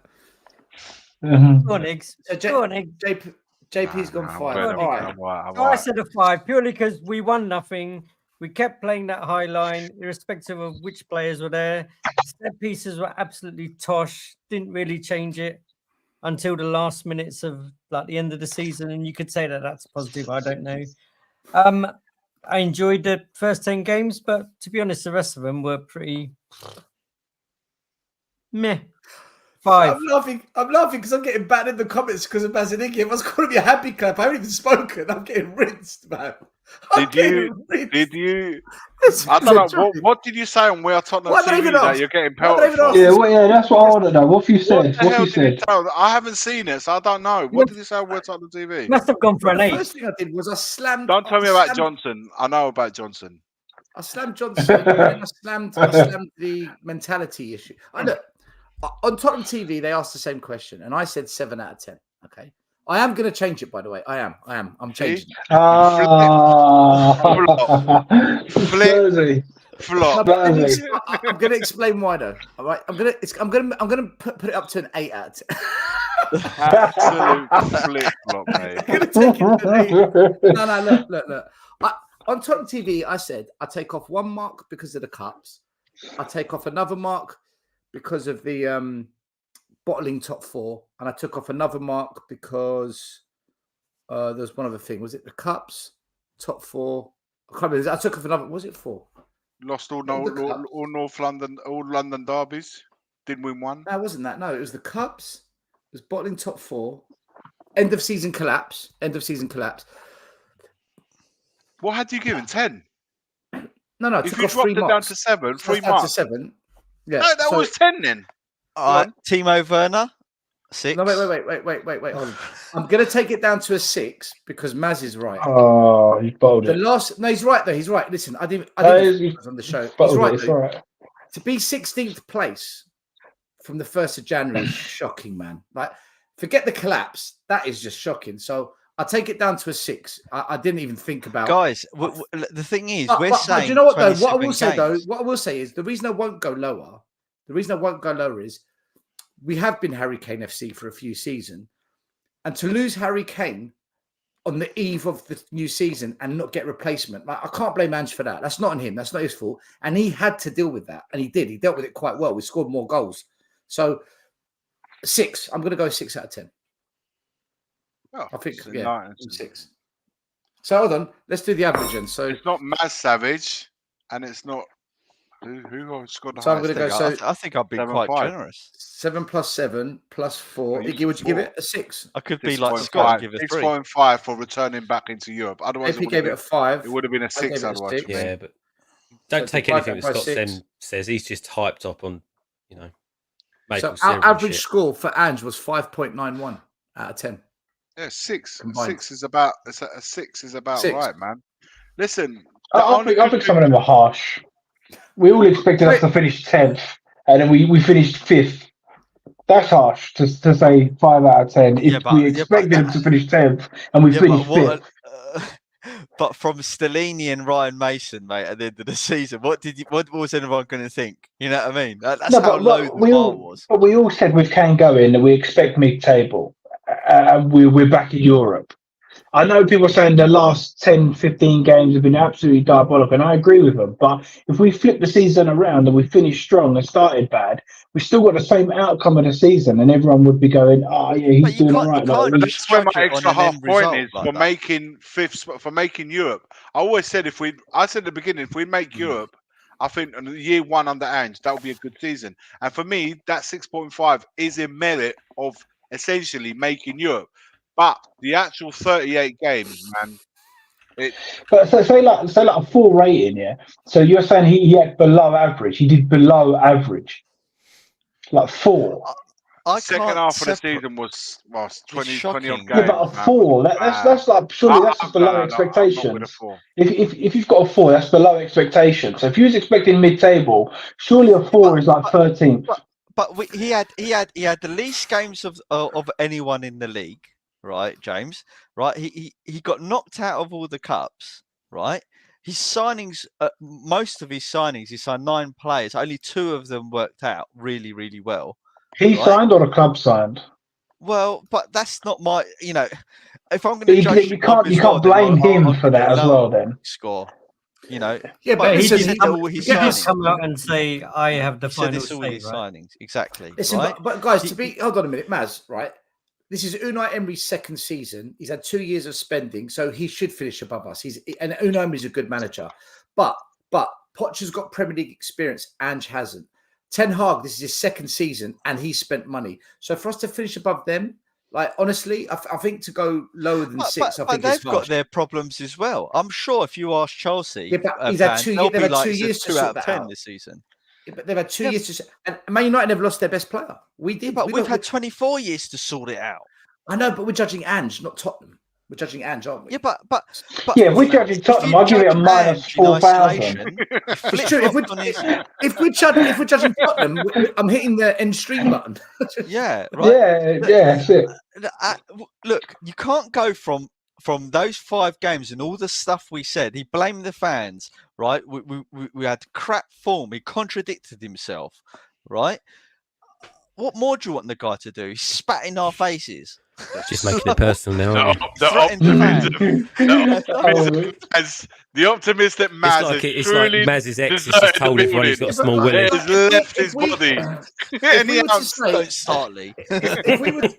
we were to say at the start of the season, look, you'll get back into Europa Cup, and you'll finish 5th, above Chelsea and United, we would have all taken that for sure. Not Ange. No, us as fans. We're the ones picking them up. I said returning into Europe would be an achievement. I said that. And yet you're giving them a 6.5. You and me go to the games, right? You and me go to the game. How many games have you enjoyed this year? No, I haven't enjoyed this year. I haven't enjoyed it. But here you are giving it a 7 out of 10. No, I gave it 6. I took no, but you're not giving the season, you're giving Ange the rating. So say, for example, we all say next season we expect to finish 5th and we get 3rd. Are you still going to give him a 4, 5? You expect him 5th and he's overachieved for what you expected. If we finish 5th again, right? If we finish 5th again, I'll probably still give him the same score, right? If we play better and we finish 5th, I'll give him a higher score. I'm judging. I'm not saying I want Ange out, right? Because I want to see this through, and there's a reason why I want it. I explained it earlier. I'm not going to go over it again, right? And I'm not saying that I think he's a bad manager, right? Either, or as much as Scott wants me to say, he's a really bad manager. But I don't think he's done well, right? I really don't think he's done well. Is there a manager that would take this job? Not out there. Is there a manager that would actually take this job and do a better job in this season? That's hard to say, isn't it? That's hard to say. It's a mystery. Yeah. It's tough to find. Well, we found it really tough to find a manager that wanted to do the job. Yeah, that's what I was meant to say. I mean, exactly. Fucking 50 days. Yeah. I've got a super chat here. Jamie Allen, big up to you. I think that's Canadian dollars. Yep. If the English teams did better in Europe, we would be in the Champions League next season. Give Ange a 6 is a bit harsh. Yeah, but then Jamie, you're rating Ange on the performance of other clubs. Then. Other clubs. Yeah. You know, I think we all agree here. I get your point, Jamie, but I disagree. Tell me what you guys think. I think we blew top 4. It was in our hands and we completely blew it. That end to the season was shocking. We should have made top Wolves. 4. Wolves is easy game to pick on. Newcastle away, easy game. Fulham away, we got battered. Easy Brighton away, we got thumped. Even if you pick those 3 games, that would have sorted out top 4. Not even on Thursday night. West Ham at home. But mate, on Thursday night, Villa at home. Big up to Alex Kiriakou, by the way. He's a Spurs fan, and on Thursday night, when we were sitting there watching us getting battered by Fulham in the Under-21s Cup final, Alex goes, "I fucking hate this place." I'm like, "What's wrong with you?" He goes, "Mate, I come here for the Carabao Cup, we got battered. I come here for Fulham away, we got battered, and now I'm watching the kids getting battered here. I'm not coming here again." 3 times he's been to Craven Cottage this year. We've lost all 3. Still, I went to 2 finals last week, 8-0. Oh yeah, you went to the women's as well. That's another reason to blame Ange. Maz, you're a disgrace. See, I told you, he's right. It's the fans. Guys, listen, we're gonna wrap it up. Just want to say a big thank you to Ryan Isaacs, a user, Dietrich Kane for a couple of super chats, Scott M channel member, 32 months. Big up to you, Della Spurs as always, and Jamie Allen. Thank you right there at the end. Yeah, guys, say your quick goodbyes. We'll go around quickly and then we'll wrap it all up. Thank you to everyone watching tonight. Appreciate you all. We'll be back at some point this week. I think Mari might be doing a North London is ours. That's going to be fiery for sure. And then I'll try and I'm doing a coaching show on Ange for this season. It's actually going to be a very good show. It's going to take me a bit more time to put it together, but I'll put that out at some point, probably on the weekend. And then we'll be back next Monday. I don't know what we're going to talk about, but we'll find something. But JP, your final words, and then we'll wrap it up. Final words. Season's done. We've been through ups, downs, or whatever. But do you know what? We're all Spurs fans together. What I will say is, I absolutely love everyone in the chat and the amount of people that have coming up to us in games and said hello and had a chat about football, had a chat about Spurs, had a chat about all the things that we talk about. It's kind of been amazing to get to know a hell of a lot of people. So big up to each one of yous out there. And obviously the panel that we've had. We are going to catch up at some point and have a beer and some grub. So looking forward to that. So it's been a blast and we'll go again. Come on, Spurs. Absolutely. Iggy, final words. Listen, I'm looking forward to the Euros. I'm looking forward to the Copa America. There's plenty of football throughout the summer. Good to have a little break away from Spurs and actually watch football that I'm going to be enjoying, and without the criticism that comes with it. We're harsh because at Spurs we're harsh. I think the Spurs fans, including ourselves, we're probably even harsher than because we just want to be involved in the mix. And I'm not talking about it being involved in September, December. We want to be in a mix at the business end of the season in March. And too often we've gone into March with not much to play for other than top four. That doesn't do it for me. I need something more. And I hope that the manager, in spite of what we all may feel about him, gets the support from the club, gets the support from everyone around him to get Tottenham where he's at least sees it in his head. And I hope that happens. That's all I can say. But yeah, as always, forever always, come on, you Spurs. Come on, you Spurs. Let's go to the positive member of the panel, Maz. Your final positive words. He's seriously taking over your cloud, isn't he? Mate, he's a thunderstorm. No. Imagine it's going to take a little bit more to convince, man. I get that, boy. I get that. I get why you would be there. It's certainly been an interesting season. We all thought it was going to be. I've thoroughly enjoyed us getting together every week and you know, chewing the results over and joking and laughing around and getting angry and all that sort of stuff. I'm looking forward to the summer to see what happens. I'm looking forward to not checking the news about Tottenham as well. Yeah, I'm also looking forward to you know, starting again next season and you know, seeing how we do.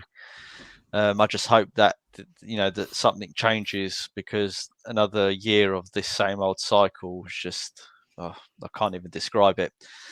But yeah, enjoyed doing the shows with you lads, and yeah, looking forward to next season. And yeah, thank you very much. Do you know what would be great, Maz? If I mean, it's never going to happen because no one's got the bloody time to do it. But a montage of our streams throughout the 38-game season would be the nuts, just to see how react. I know that I'll be really consistent, and that still will be flip-flopping all over the place. Yeah. We'll find who the most consistent is, who the biggest flip-flop is. That'll be great, just to see it. Great idea, Ricky. Great idea. Yeah. Great idea. No. Fuck putting it all together. 38 games. You're joking. But by the way, I just want to say one point as well in my wrap-up.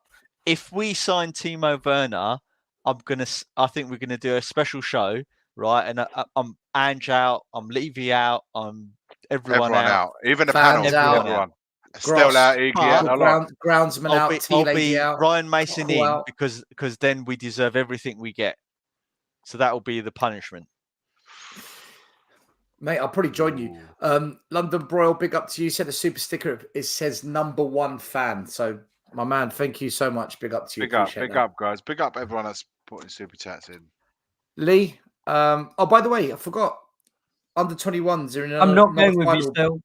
Bank holiday Monday. Graham, I'll speak to you. I might have to go to that. Maz. Where's that? Lee. Sorry, where's that being played? Sorry, Stel. Graham, let us know where the cup final is in the chat, and I'll tell everyone before we wrap up. Lee, your final words. Not much to say, really. Looking forward to the Euros. I think I'm just going to block any kind of Tottenham media on Facebook, on Twitter and stuff like that, because I think that fools the fans into expectations when half of it is just media memes against this club, which has become the laughing stock of the transfer market. So just wait for the here we goes and see what happens. Big up to Lee.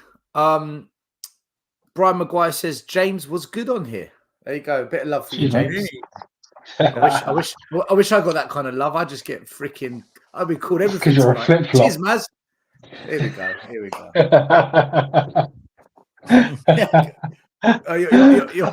Your final words. I won't be listening when you speak there. No, I mean, I've been watching pretty much all season as well. So I just want to say thanks from the viewers as well for you guys putting shows on every week, even when we are getting battered. So that's not easy. So I appreciate that. I'm sure everybody else does. And thanks for having me on.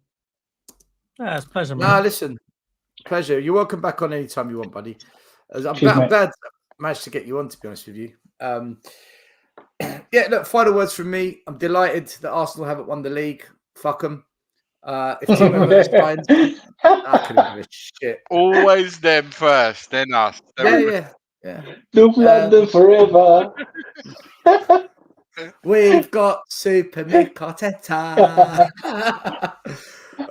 Yeah, look, screw Arsenal. By the way, I say that, but to all the Arsenal fans that do watch us and come in the comments every week, big up to you guys. Yeah. You've been a great sport. I have to say, man, they've been a great sport. They really have. I want to say, if Timo Werner signs, I'm going nuclear with Maz. We're going to be in radiation outfits every show, hazmat suits. I'm going to get a hazmat suit of Amazon. But look, what if he comes good? What if he comes good?